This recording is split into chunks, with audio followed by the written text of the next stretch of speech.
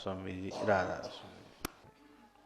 ਬਾਣੀ ਗੁਰੂ ਗ੍ਰੰਥ ਸਾਹਿਬ ਜੀ ਮਹਾਰਾਜ 12 ਮਹਾ ਮਾਝ ਮਹੱਲਾ ਪੰਜਵਾਂ। ਕਿਰਤ ਕਰਮ ਕੇ ਵਿਛੜੇ ਕਰ ਕਿਰਪਾ ਮੇਲੋ ਰਾਮ। ਕਿਰਤ ਕਰਮ ਕੇ ਵਿਛੜੇ ਕਰ ਕਿਰਪਾ ਮੇਲੋ ਰਾਮ। राधा स्वामी।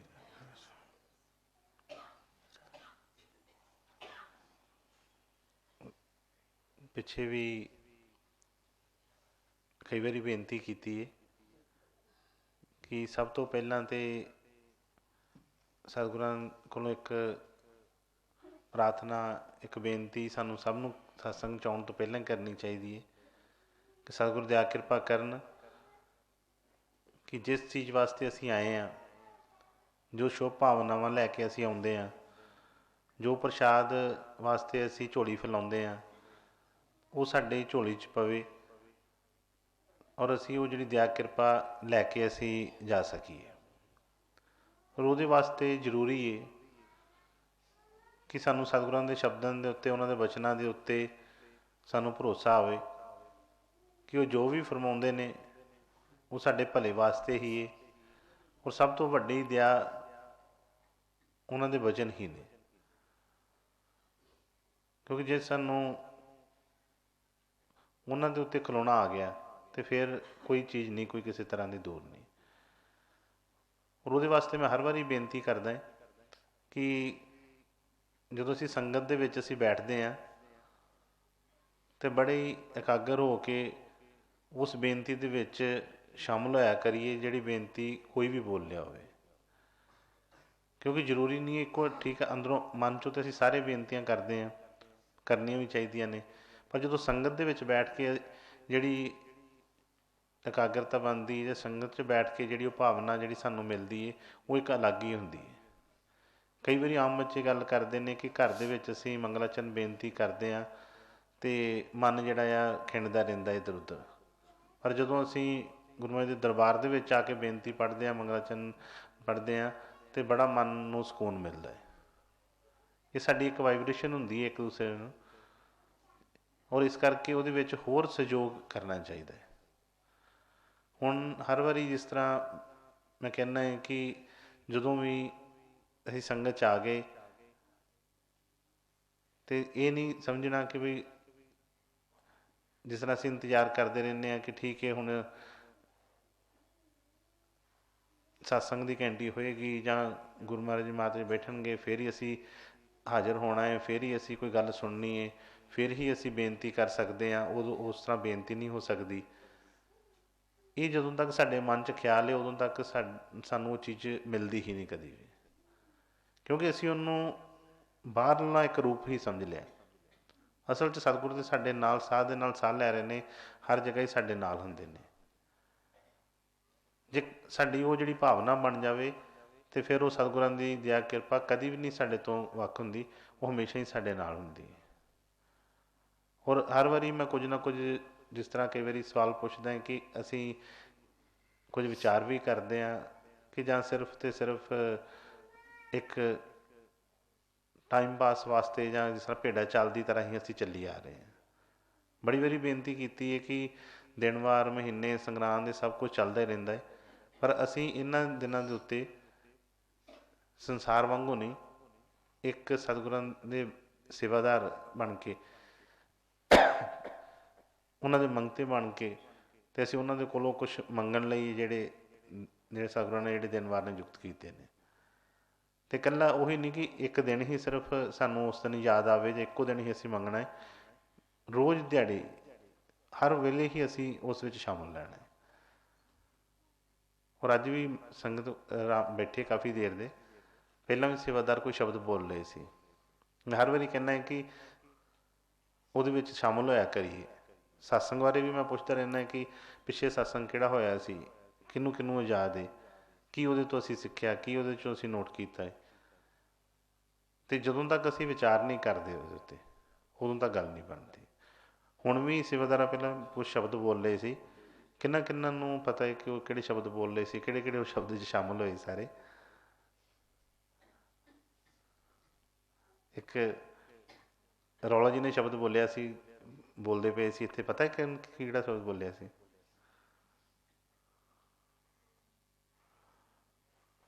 ਸੰਗਤ ਬੈਠੀ ਸੀ, ਇੱਥੇ ਬੈਠੇ ਸੀ ਸਾਰੇ ਜਾਣੇ। ਹਾਂਜੀ ਹਾਂ, ਮਤਲਬ ਕਿ ਤੇਰੇ ਨਾਲ ਪ੍ਰੀਤਮਾ ਮੌਜਾਂ ਤੇ ਬਹਾਰਾਂ ਨੇ, ਤੇਰੇ ਬਾਝੋਂ ਜੋ ਵੀ ਕਰਾਂ ਸਭੇ ਫਿਟਕਾਰਾਂ ਨੇ। ਹੁਣ ਚਲੋ ਜਿਨ੍ਹਾਂ ਜਿਨ੍ਹਾਂ ਨੇ ਸੁਣਿਆ ਵਿੱਚ ਬੋਲ ਦਿੱਤਾ, ਹੁਣ ਸਾਰਿਆਂ ਨੇ ਆ ਜਾਣਾ, ਪਰ ਉਦੋਂ ਕੌਣ ਕੌਣ ਸ਼ਾਮਲ ਸੀ ਉਹਦੇ ਵਿੱਚ? ਕਿ ਕਿਹਨੂੰ ਇਹ ਵਿਸ਼ਵਾਸ, ਇਹ ਭਰੋਸਾ ਹੈ ਕਿ ਜਿਹੜਾ ਸ਼ਬਦ ਬੋਲਿਆ ਕਿ ਤੇਰੇ ਨਾਲ ਪ੍ਰੀਤਮਾ ਹੋਵੇ ਮੌਜਾਂ ਤੇ ਬਹਾਰਾਂ ਨੇ, ਜਿਹਨੂੰ ਜਦੋਂ ਇਹ ਭਾਵਨਾ ਅੰਦਰ ਸਾਡੇ ਮਨ 'ਚ ਬਣੇਗੀ ਪਹਿਲਾਂ ਕਿ ਵਾਕਈ ਹੀ ਸਤਿਗੁਰਾਂ ਦੇ ਨਾਲ ਹੀ ਮੌਜਾਂ ਤੇ ਬਹਾਰਾਂ ਨੇ, ਤੇ ਫਿਰ ਅਸੀਂ ਕਦੀ ਉਹਨਾਂ ਤੋਂ ਵਿਛੜਾਂਗੇ ਕਦੀ?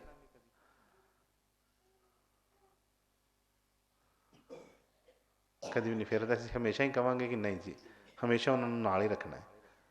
ਜਦੋਂ ਪਤਾ ਹੀ ਲੱਗ ਗਿਆ ਕਿ ਬਹਾਰਾਂ ਹੀ ਉਹਨਾਂ ਨਾਲ ਹੀ, ਤੇ ਫਿਰ ਉਹਨਾਂ ਤੋਂ ਕੋਈ ਵੀ ਨਹੀਂ ਵੱਖ ਹੋਣਾ ਚਾਹੁੰਦਾ।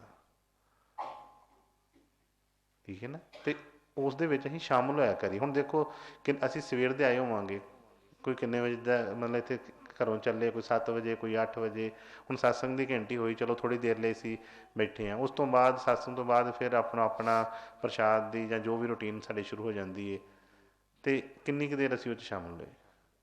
ਇਹ ਬਾਕੀ ਚੀਜ਼ਾਂ ਤਾਂ ਰੂਟੀਨ 'ਚ ਚੱਲਦੀਆਂ ਨੇ ਸਾਰੀਆਂ, ਪਰ ਬੇਨਤੀ ਪ੍ਰਾਰਥਨਾ ਜਿਹੜੀ ਹੈ ਇਹ ਸਿੱਖ ਵਾਸਤੇ ਬੜੀ ਵੱਡੀ ਦੌਲਤ ਹੈ। ਇੱਕ ਮਿਸਤਰੀ ਸਾਹਿਬ ਵੀ ਸ਼ਬਦ ਬੋਲ ਰਹੇ ਸੀ, ਕੌਣ ਕੌਣ ਸ਼ਾਮਲ ਸੀ ਉਹਦੇ ਵਿੱਚ? ਗਿਆਨ ਸਿੰਘ ਜੀ ਨੇ, ਇਹਨਾਂ ਨੇ ਵੀ ਸ਼ਬਦ ਬੋਲਿਆ ਸੀ, ਉਹ ਕਿਹਨੂੰ ਕਿਹਨੂੰ ਪਤਾ ਹੈ?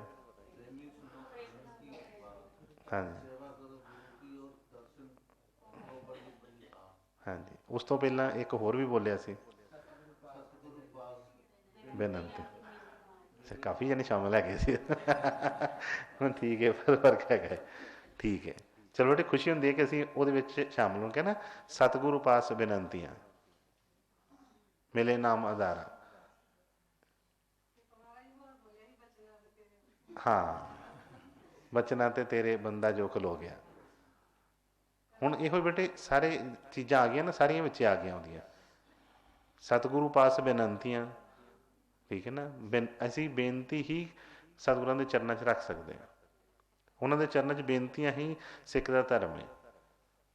ਅਤੇ ਫਿਰ ਉਹਨਾਂ ਨੇ ਕਿਹਾ ਬਚਨਾਂ ਤੇ ਗੁਰੂ ਬੰਦਾ ਜੋ ਖਲੋ ਗਿਆ।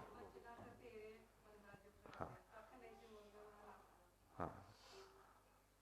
ਹੁਣ ਇਹ ਵੀ ਧਿਆਨ ਕਰੀਏ ਤੇ ਜੋ ਬੋਲਿਆ ਬਿਨਾਂ, ਹੁਣ ਠੀਕ ਹੈ ਨਾ, ਕਿ ਨਾ ਕਿ ਅਸੀਂ ਕਿੰਨਾ ਕਿੰਨਾ ਬਚਨਾਂ 'ਤੇ ਖਲੋਤੇ ਹਾਂ। ਇਹ ਵਿਚਾਰ ਕਰਨਾ ਹੈ ਅਸੀਂ ਬੇਨਤੀ ਕਰਕੇ ਕਿ ਜਿਹੜੀ ਬੇਨਤੀ ਕੀਤੀ ਹੈ ਉਹਦੇ ਵਾਸਤੇ ਅਸੀਂ ਕੋਸ਼ਿਸ਼ ਵੀ ਕੋਈ ਕੀਤੀ ਹੈ ਕਿ ਨਹੀਂ ਕੀਤੀ। ਠੀਕ ਹੈ ਨਾ? ਚਲੋ ਜਦੋਂ ਅਸੀਂ ਸੁਣਿਆ, ਅਸੀਂ ਉਹ 'ਚ ਸ਼ਾਮਲ ਹੋਏ, ਅਤੇ ਵਿੱਚ ਆਉਂਦਾ ਵੀ ਹੈ ਮਨ 'ਚ ਕਿ ਹਾਂ ਬਈ ਨਹੀਂ ਠੀਕ ਹੈ, ਉਹਦੇ ਉੱਤੇ ਬਚਨਾਂ ਦੇ ਉੱਤੇ ਖਲੋਣਾ ਹੈ। ਠੀਕ ਹੈ ਨਾ? ਬਚਨਾਂ ਦੇ ਉੱਤੇ ਖਲੋ ਕੇ ਹੀ ਲੱਖ ਦੇ ਹੋ ਸਕਦੇ ਹਾਂ, ਕੱਖ ਤੋਂ ਲੱਖ ਦੇ ਹੋ ਸਕਦੇ ਹਾਂ। ਨਹੀਂ ਤਾਂ ਉਸ ਤੋਂ ਬਗੈਰ ਜੇ ਬਚਨਾਂ 'ਤੇ ਨਹੀਂ ਆ ਤਾਂ ਲੱਖਾਂ ਵਾਲੇ ਵੀ ਕੱਖ ਹੋ ਜਾਂਦੇ ਨੇ। ਇਸ ਕਰਕੇ ਹਰ ਵੇਲੇ ਇਸ ਚੀਜ਼ ਦਾ ਧਿਆਨ ਰੱਖੀਏ। ਔਰ ਜਿਸ ਤਰ੍ਹਾਂ ਨਵੇਂ ਸਾਲ ਦੇ ਵਿੱਚ ਮੈਂ ਅੱਗੇ ਕਿਹਾ ਕਿ ਸਾਲ ਤਾਂ ਅਲੱਗ ਅਲੱਗ ਟਾਈਮ 'ਤੇ ਅਲੱਗ, ਪਰ ਚਲੋ ਸਾਡੇ ਹਿਸਾਬ ਦੇ ਨਾਲ ਜਿਹੜਾ ਹੁਣ ਸਾਡੇ ਦੇਸ਼ 'ਚ ਜਿਹੜਾ ਚੱਲ ਰਿਹਾ ਹੈ, ਕਿਸ ਤਰ੍ਹਾਂ ਕਹਿੰਦੇ ਜਨਵਰੀ, ਪਹਿਲੀ ਜਨਵਰੀ ਤੋਂ ਨਵਾਂ ਸਾਲ ਚੜ੍ਹ ਗਿਆ, ਅਤੇ ਉਹਦੇ ਹਿਸਾਬ ਨਾਲ ਜਿਹੜੀ ਸੰਗਰਾਂਦ ਹੈ ਪਹਿਲੀ ਹੈ। ਠੀਕ ਹੈ ਨਾ? ਪਹਿਲੇ ਮਹੀਨਾ ਪਹਿਲਾ ਜਿਹੜਾ, ਅਤੇ ਉਹਦੇ ਵਿੱਚ ਵੀ ਸ਼ੁਰੂਆਤ ਇੱਕ ਕਹਿੰਦੇ ਜੇ ਸ਼ੁਰੂਆਤ ਵਧੀਆ ਹੋਵੇ ਤਾਂ ਐਂਡ ਵੀ ਵਧੀਆ ਹੁੰਦਾ ਹੈ। ਸ਼ੁਰੂਆਤ ਵਧੀਆ ਕਰਨ ਵਾਸਤੇ ਹੀ ਅਸੀਂ ਸਾਰੇ ਇਕੱਠੇ ਹੁੰਦੇ ਹਾਂ। ਹੁੰਦਾ ਨਾ ਕਿ ਜਿਸ ਤਰ੍ਹਾਂ ਨਵੇਂ ਸਾਲ 'ਤੇ ਵੀ ਸਾਰੇ ਅਸੀਂ ਇਕੱਠੇ ਹੋਏ ਸੀ ਕਿ ਚਲੋ ਜੀ ਸਤਿਗੁਰਾਂ ਦੇ ਦਰਬਾਰ 'ਚ ਹਾਜ਼ਰੀ ਲਗਾਈਏ, ਪਹਿਲਾ ਦਿਨ ਉੱਥੋਂ ਸ਼ੁਰੂ ਕਰੀਏ। ਉਸ ਦਿਨ ਵੀ ਸਤਸੰਗ ਹੋਇਆ ਸੀ, ਕਿਹੜਾ ਸਤਸੰਗ ਹੋਇਆ ਸੀ ਯਾਦ ਹੈ ਸਾਨੂੰ?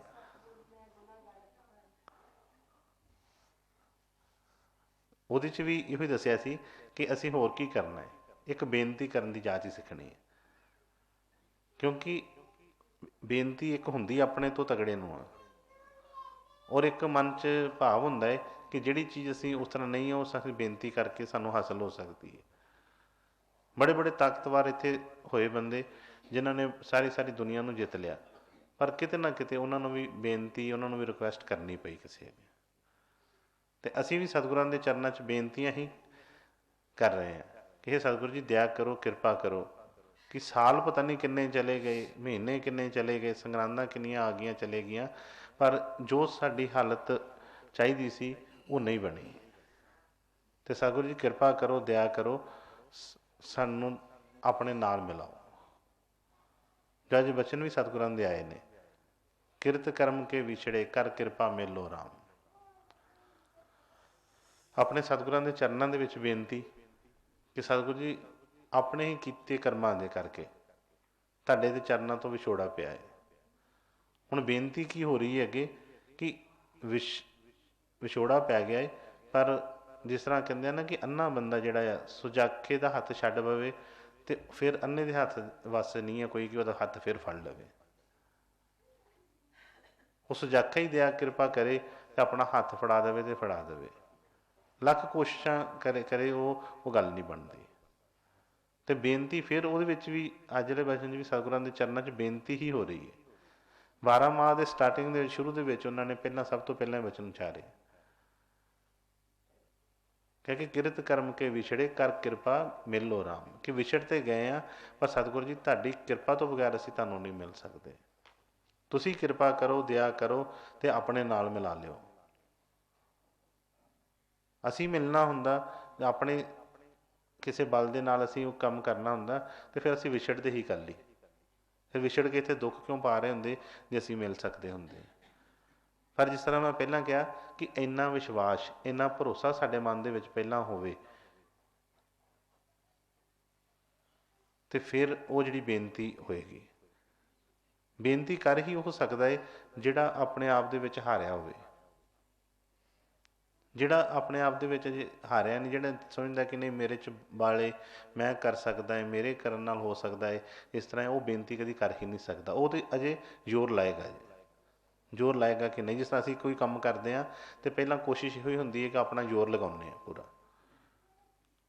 ਜੇ ਕੋਈ ਕਹਿ ਵੀ ਦੇਵੇ ਨਾ ਕਿਸੇ ਨੂੰ ਕਿ ਚੱਲ ਵੀ ਉਹਦੀ ਰਿਕੁਐਸਟ ਕਰ ਲਾ, ਕਹਿੰਦੇ ਨਹੀਂ ਪਹਿਲਾਂ ਦੇਖੀਏ ਤਾਂ ਸਹੀ, ਕਰਕੇ ਦੇਖ ਲਵਾਂਗੇ, ਜੇ ਨਾ ਹੋਏਗਾ ਤਾਂ ਫਿਰ ਕਰਾਂਗੇ। ਅਤੇ ਜਿਹੜਾ ਇਸ ਸੰਸਾਰ ਦੇ ਵਿੱਚ ਆਪਣੇ ਆਪ ਨੂੰ ਨਿਰਬਲ ਸਮਝਦਾ ਹੈ, ਜਿਹਨੇ ਦੇਖ ਲਿਆ ਕਿ ਹਾਂ ਬਈ ਨਹੀਂ ਕੁਛ ਵੀ ਸਾਡੇ ਵੱਸ ਨਹੀਂ, ਜਦੋਂ ਤੱਕ ਸਤਿਗੁਰੂ ਦਇਆ ਕਿਰਪਾ ਨਾ ਕਰਨਗੇ ਗੱਲ ਨਹੀਂ ਬਣਨੀ, ਉਦੋਂ ਤੱਕ ਬੇਨਤੀ ਨਹੀਂ ਸੱਚੀ ਹੁੰਦੀ। ਅਤੇ ਸਤਿਗੁਰੂ ਮਹਾਰਾਜ ਨੇ ਕਿਰਤ ਕਰਮ ਕੇ ਵਿਛੜੇ ਕਰ ਕਿਰਪਾ ਮੇਲੋ ਰਾਮ, ਕਿ ਤੁਸੀਂ ਦਇਆ ਕਰੋ, ਤੁਹਾਡੇ ਹੀ ਮਨਾਇਆ ਅਸੀਂ ਮਿਲ ਸਕਦੇ ਹਾਂ। ਆਪਣੀ ਦਇਆ ਕਿਰਪਾ ਕਰੋ ਕਿ ਅਸੀਂ ਤੁਹਾਡੇ ਕਾਬਲ ਬਣ ਸਕੀਏ। ਹਾਂਜੀ ਅੱਗੇ। ਕਿਰਤ ਕਰਮ ਕੇ ਵਿਛੜੇ ਕਰ ਕਿਰਪਾ ਮਿਲੋ ਰਾਮ। ਚਾਰ ਕੁੰਟ ਦਹਿ ਦਿਸ ਭਰਮੇ ਥਕ ਆਏ ਪ੍ਰਭ ਕੀ ਸਾਮ। ਬੇਨਤੀਆਂ ਕਰ ਰਹੇ ਨੇ ਆਪਣੇ ਸਤਿਗੁਰਾਂ ਦੇ ਚਰਨਾਂ ਵਿੱਚ ਕਿ ਸਤਿਗੁਰੂ ਜੀ ਦਸੇ ਦਿਸ਼ਾਵਾਂ ਦੇ ਵਿੱਚ ਸਾਰੇ ਪਾਸੋਂ ਘੁੰਮ ਫਿਰ ਕੇ, ਜਿਸ ਤਰ੍ਹਾਂ ਆਪਣਾ ਆਪ ਪੂਰਾ ਜ਼ੋਰ ਲਗਾ ਲਿਆ ਪਰ ਕਿਸੇ ਪਾਸੇ ਵੀ ਉਹ ਚੀਜ਼ ਨਹੀਂ ਬਣੀ, ਕਿਤੇ ਵੀ ਉਹ ਗੱਲ ਨਹੀਂ ਬਣੀ।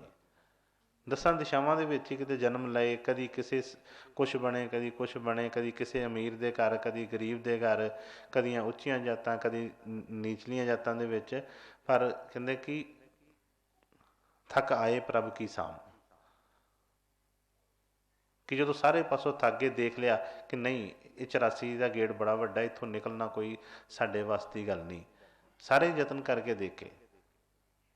ਜਿਸ ਤਰ੍ਹਾਂ ਇੱਕ ਜਗ੍ਹਾ ਸੁਣਾਇਆ ਨਾ ਕਿ ਮੈਂ ਕੀਏ ਕਰਮ ਅਨੇਕਾ, ਹਾਰ ਪਰਿਓ ਸਵਾਮੀ ਕੇ ਦੁਆਰੇ ਦੀਜੇ ਬੁੱਧ ਵਿਵੇਕਾ। ਅਨੇਕਾਂ ਹੀ ਕਰਮ ਕੀਤੇ, ਅਨੇਕਾਂ ਜਗ੍ਹਾ ਦੇ ਵਿੱਚ, ਕਿਉਂਕਿ ਆਪਣੀ ਇੱਛਾਵਾਂ ਦੇ ਮੁਤਾਬਕ ਹੀ ਜਦੋਂ ਮਨ 'ਚ ਕਈ ਵਾਰੀ ਹੁੰਦਾ, ਇੱਛਾ ਹੁੰਦੀ ਹੈ ਤੇ ਉਹ ਭਰੋਸਾ ਨਹੀਂ ਬਣਦਾ, ਸਤਿਗੁਰਾਂ ਦੇ ਬਚਨਾਂ 'ਤੇ ਵਿਸ਼ਵਾਸ ਨਹੀਂ ਆਉਂਦਾ। ਤੇ ਕਈ ਵਾਰੀ ਮਨ 'ਚ ਕੀ ਖਿਆਲ ਆਉਂਦੇ ਨੇ ਕਿ ਸ਼ਾਇਦ ਉਸ ਜਗ੍ਹਾ 'ਤੇ ਹੁੰਦੇ ਤੇ ਅਸੀਂ ਜਲਦੀ ਪਹੁੰਚ ਜਾਣਾ ਸੀ, ਉਸ ਜਗ੍ਹਾ 'ਤੇ ਆਉਂਦੇ ਤੇ ਜਲਦੀ ਸਾਡੀ ਮੁਕਤੀ ਹੋ ਜਾਣੀ ਸੀ। ਤੇ ਕਈ ਮਨ ਦੇ ਵਿੱਚ ਕਈ ਜਿਹੜੇ ਸਾਡੇ ਖਿਆਲ, ਪਰ ਸਤਿਗੁਰਾਂ ਦੇ ਬਚਨਾਂ ਦੇ ਉੱਤੇ ਭਰੋਸਾ ਨਹੀਂ ਆਉਂਦਾ। ਮੈਨੂੰ ਯਾਦ ਹੈ ਕਈ ਵਾਰੀ ਤਾਂ ਕਈ ਸਤਿਗੁਰਾਂ ਦੇ ਬੱਚੇ ਇਹੋ ਕਹਿਣਗੇ ਕਿ ਉਹ ਜੀ ਉਹ ਫਲਾਣੇ ਬੜੇ ਤਗੜੇ ਨੇ ਨਾ, ਉਹਨਾਂ ਨਾਲ ਬੜਾ ਪਿਆਰ ਹੈ, ਉਹ ਫਲਾਣੇ ਬੜੇ ਹੈਗੇ ਨੇ ਚੰਗੇ, ਉਹਨਾਂ ਨਾਲ ਬੜਾ ਪਿਆਰ ਹੈ। ਉੱਥੇ ਹੁੰਦੇ ਤਾਂ ਅਸੀਂ ਵੀ ਨੇੜੇ ਹੋਣਾ ਸੀ। ਪਰ ਉਹ ਚੀਜ਼ ਨਹੀਂ, ਸਤਿਗੁਰਾਂ ਦੇ ਬਚਨਾਂ 'ਤੇ ਵਿਸ਼ਵਾਸ ਨਹੀਂ ਆਇਆ, ਆਪਣੇ ਮਨ ਦੇ। ਉਹ ਫਿਰ ਜੋ ਜੋ ਮਨ 'ਚ ਇੱਛਾ ਹੁੰਦੀ ਹੈ, ਸਤਿਗੁਰੂ ਉਹਨਾਂ ਇੱਛਾ ਨੂੰ ਪੂਰੀਆਂ ਕਰਦੇ, ਕਿਉਂਕਿ ਜੋ ਜੋ ਮਨ 'ਚ ਫਿਰ ਇੱਕ ਉਹ ਭਾਵ ਬੈਠ ਜਾਂਦਾ ਹੈ, ਉਹਨੂੰ ਪੂਰਾ ਕਰਨ ਵਾਸਤੇ ਫਿਰ ਜਨਮ ਲੈਣਾ ਪੈਂਦਾ ਹੈ। ਅਤੇ ਉਹਨੂੰ ਕਿਹਾ ਕਿ ਥੱਕ ਆਏ ਪ੍ਰਭ ਕੀ ਸਾਮ, ਕਿ ਸਤਿਗੁਰੂ ਜੀ ਸਾਰੇ ਪਾਸੇ ਦੇਖ ਲਿਆ ਪਰ ਨਹੀਂ, ਤੁਹਾਡੇ ਤੋਂ ਬਗੈਰ ਗੱਲ ਨਹੀਂ ਬਣਨੀ। ਜਿਸ ਤਰ੍ਹਾਂ ਪਹਿਲੇ ਵਚਨ 'ਚ ਫਰਮਾਤਾ, ਕਰ ਕਿਰਪਾ ਮੇਲੋ ਰਾਮ, ਕਿ ਤੁਸੀਂ ਹੀ ਦਇਆ ਕਰੋਗੇ, ਆਪਣੇ ਨਾਲ ਮਿਲਾਓਗੇ ਤੇ ਮਿਲ ਸਕਾਂਗੇ, ਨਹੀਂ ਤੇ ਆਪਣੀ ਬੁੱਧੀ ਦੇ ਨਾਲ ਤਾਂ ਆਪਣੇ ਵੱਸ 'ਚੋਂ ਬਾਹਰ ਹੈ ਗੱਲ। ਹਾਂਜੀ। ਚਾਰ ਕੁੰਟ ਦਇ ਦਿਸ ਭਰਮੇ, ਥਕ ਆਏ ਪ੍ਰਭ ਕੀ ਸਾਮ, ਤੈਨ ਦੁਦੈ ਤੇ ਬਾਹਰੀ, ਕਿਤੇ ਨ ਆਵੇ ਕਾਮ। ਜਲ ਬਿਨ ਸਾਖ ਕੁਮਲਾਵਤੀ, ਉਪਜੈ ਨਾਹੀ ਦਾਮ। ਹਰ ਨਾਹ ਨ ਮਿਲਿਐ ਸਾਜਨੇ, ਕਤ ਪਾਈਐ ਬਿਸਰਾਮ। ਸਤਿਗੁਰਾਂ ਦੀ ਦਇਆ ਤੋਂ ਬਗੈਰ ਜੋ ਮਰਜ਼ੀ ਹੋਵੇ ਕੋਲ, ਪਰ ਉਹ ਗੱਲ ਨਹੀਂ ਬਣਦੀ। ਇਹਨਾਂ ਨੂੰ ਸਤਿਗੁਰੂ ਮਿਲ ਗਏ, ਜਿਨ੍ਹਾਂ ਦੇ ਹਿਰਦੇ ਦੇ ਵਿੱਚ ਉਹਨਾਂ ਦਾ ਮੋਹਣਾ ਸਰੂਪ ਆ ਗਿਆ, ਉਹਨੂੰ ਤਾਂ ਸ਼ਾਂਤੀ ਆ ਗਈ। ਨਹੀਂ ਤਾਂ ਉਸ ਤੋਂ ਬਗੈਰ ਜੋ ਮਰਜ਼ੀ ਇਹਦੇ ਕੋਲ ਦੁਨੀਆ ਦੀਆਂ ਦੌਲਤਾਂ ਇਹਦੇ ਕੋਲ ਹੋਣ, ਇਹਦਾ ਕੋਈ ਮੁੱਲ ਨਹੀਂ ਇਸ ਚੀਜ਼ ਦਾ।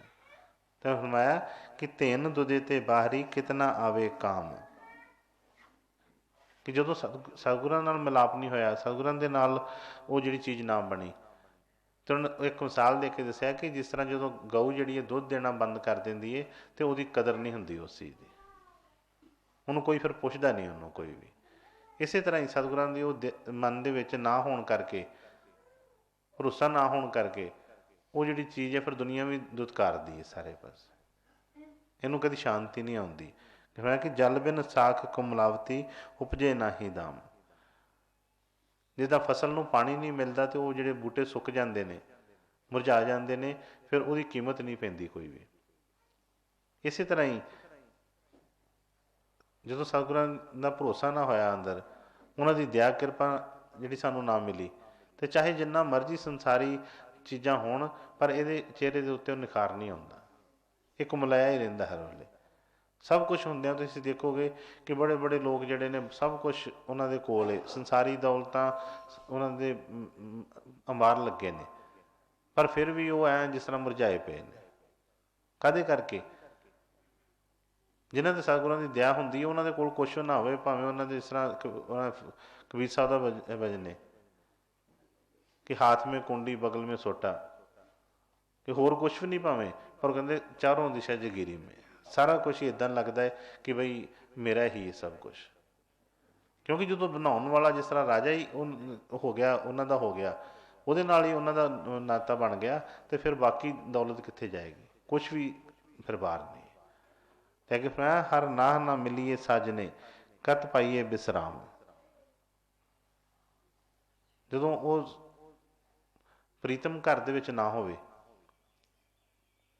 ਅਤੇ ਫਿਰ ਉਹ ਜਿਹੜਾ ਪਤਨੀ ਕਹਿ ਲਓ, ਔਰਤ ਕਹਿ ਲਓ, ਇਸਤਰੀ ਕਹਿ ਲਈਏ, ਉਹਨੂੰ ਫਿਰ ਕਿਤੇ ਵੀ ਉਹ ਜਿਹੜੀ ਸ਼ਾਂਤੀ ਨਹੀਂ ਆਉਂਦੀ।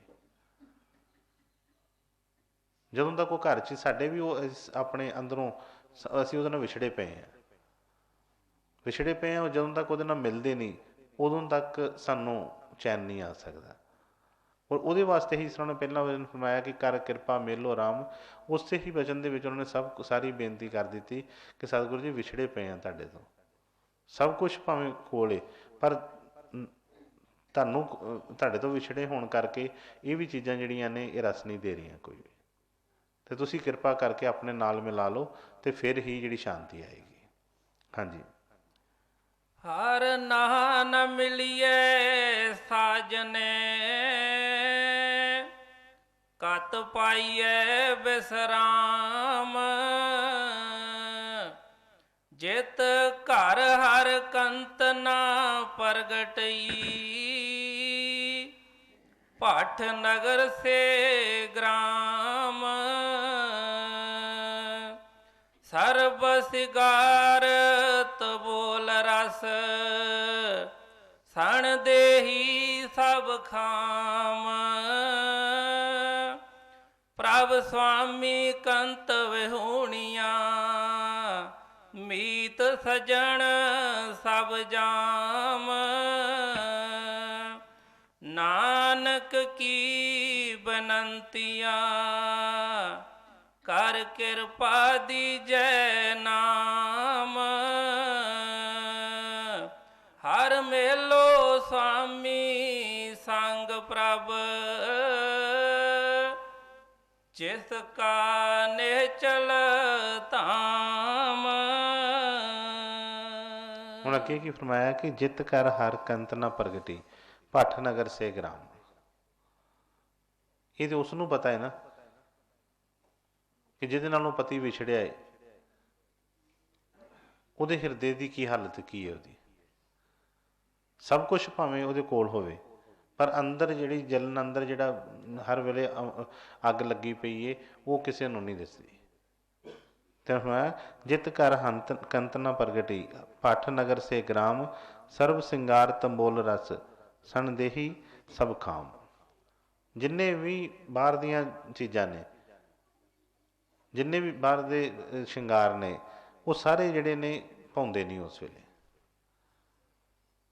ਸਾਰੇ ਰਸ ਜਿਹੜੇ ਨੇ ਉਹ ਇਸ ਤਰ੍ਹਾਂ ਲੱਗਦੇ ਨੇ ਕਿ ਜਿਸ ਤਰ੍ਹਾਂ ਬਾਕੀ ਚੀਜ਼ਾਂ ਜਿਸ ਤਰ੍ਹਾਂ ਕੌੜੀਆਂ ਲੱਗਦੀਆਂ ਨੇ ਸਾਰੀਆਂ। ਪਰ ਕਾਹਦੇ ਕਰਕੇ? ਕਿਉਂਕਿ ਪਤੀ ਕੋਲ ਨਹੀਂ। ਸ਼ਿੰਗਾਰ ਕਰਕੇ ਕਿਹਨੂੰ ਦਿਖਾਉਣਾ ਹੈ? ਉਹ ਸ਼ਿੰਗਾਰਾਂ ਨੇ ਇਹਨੂੰ ਸ਼ਾਂਤੀ ਨਹੀਂ ਦੇਣੀ। ਸ਼ਿੰਗਾਰ ਵੀ ਸੋਹਣੇ ਤਾਂ ਹੀ ਲੱਗਦੇ ਨੇ ਕਿ ਜੇ ਪਤੀ ਕੋਲ ਹੋਵੇ, ਦੇਖਣ ਵਾਲਾ ਕੋਲ ਹੋਵੇ, ਉਹਨੂੰ ਕੋਈ ਸਲਾਹੁਣ ਵਾਲਾ ਹੋਵੇ ਉਸ ਨੂੰ। ਜੇ ਉਹ ਚੀਜ਼ ਨਹੀਂ ਹੈਗੀ ਤਾਂ ਫਿਰ ਬਾਕੀ ਕਰਕੇ ਕਿਹਨੂੰ ਦਿਖਾਉਣਾ ਕੀ?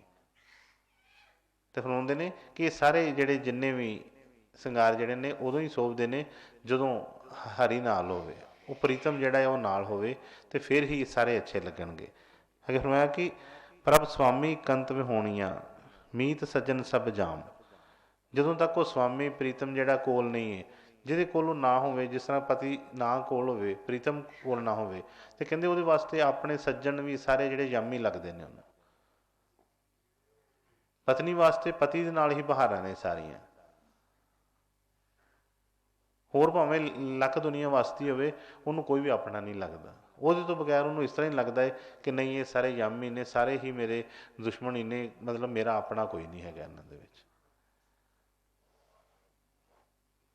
ਜਦੋਂ ਸਾਨੂੰ ਇਹ ਪਤਾ ਚੱਲ ਜਾਏਗਾ, ਕਿ ਵਿਸ਼ਵਾਸ ਹੋ ਜਾਏਗਾ ਕਿ ਜੋ ਵੀ ਸਤਿਗੁਰ ਫਰਮਾ ਰਹੇ ਨੇ ਉਹ ਸੱਚ ਹੈ। ਜਦੋਂ ਤੱਕ ਅਸੀਂ ਉਹਨਾਂ ਨਾਲ ਵਿਛੜੇ ਹਾਂ, ਉਦੋਂ ਤੱਕ ਸਾਨੂੰ ਤਾਂ ਕਿਉਂ ਲੱਗਦਾ ਹੈ ਹਰ ਇੱਕ ਕਿਤੇ ਕਿਸੇ ਦੇ ਉੱਤੇ ਵਿਸ਼ਵਾਸ ਨਹੀਂ, ਕਿਸੇ ਕੋਲੋਂ ਵੀ ਉਹ ਸ਼ਾਂਤੀ ਨਹੀਂ ਹੁੰਦੀ।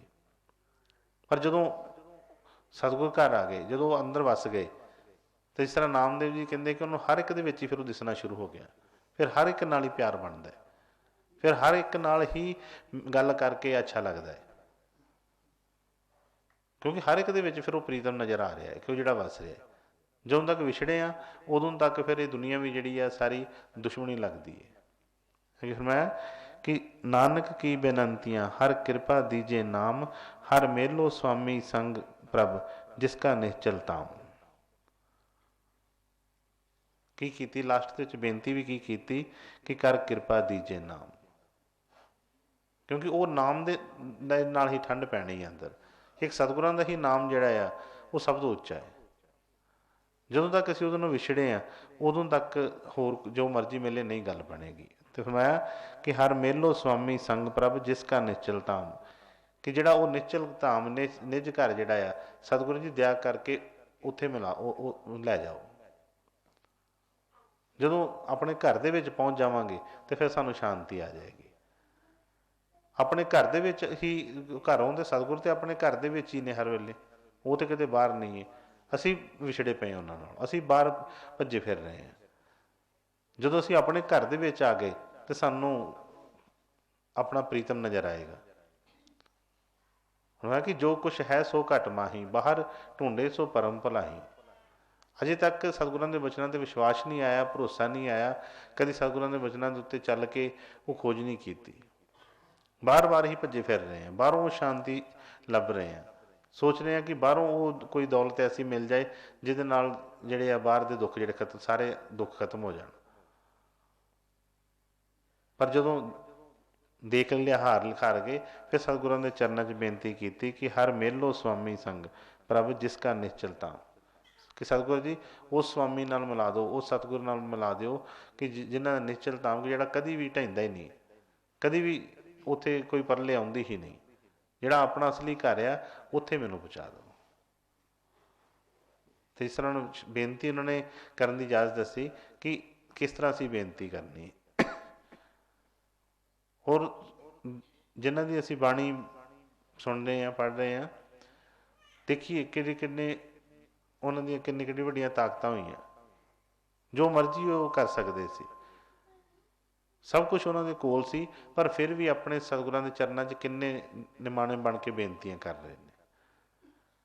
ਮੈਂ ਹਰ ਵਾਰੀ ਕਹਿੰਦਾ ਕਿ ਬਸ ਹੋਰ ਕੋਈ ਗੱਲ ਨਹੀਂ, ਆਪਣੀ ਇਸੇ ਚੀਜ਼ ਨੂੰ ਅਸੀਂ ਖਤਮ ਕਰਨਾ ਹੈ, ਹਉਮੈ ਨੂੰ, ਅਤੇ ਸਾਨੂੰ ਬੇਨਤੀ ਕਰਨ ਦੀ ਜਾਚ ਆ ਜਾਵੇ। ਜਦੋਂ ਮੈਂ ਕੋਈ ਸ਼ਬਦ ਬੋਲਦਾ ਮੈਂ ਤਾਂ ਹੀ ਕਹਿੰਦਾ ਕਿ ਵੀ ਕੋਈ ਜਦੋਂ ਕੋਈ ਬੇਨਤੀ ਕਰ ਰਿਹਾ ਆਪਣੇ ਸਤਿਗੁਰਾਂ ਦੇ ਚਰਨਾਂ ਦੇ ਵਿੱਚ, ਅਤੇ ਉਹਦੇ ਵਿੱਚ ਸ਼ਾਮਿਲ ਹੋਇਆ ਕਰੀ। ਬੇਨਤੀ ਜਿੰਨੀ ਕਰੀਏ ਉਨੀ ਹੀ ਥੋੜ੍ਹੀ ਹੈ। ਅਸੀਂ ਤਾਂ ਬਾਹਰਲੀਆਂ ਚੀਜ਼ਾਂ 'ਚ ਵੱਧ ਜਾਂਦੇ ਹਾਂ ਕਈਆਂ ਦੇ ਵਿੱਚ। ਮੈਨੂੰ ਯਾਦ ਹੈ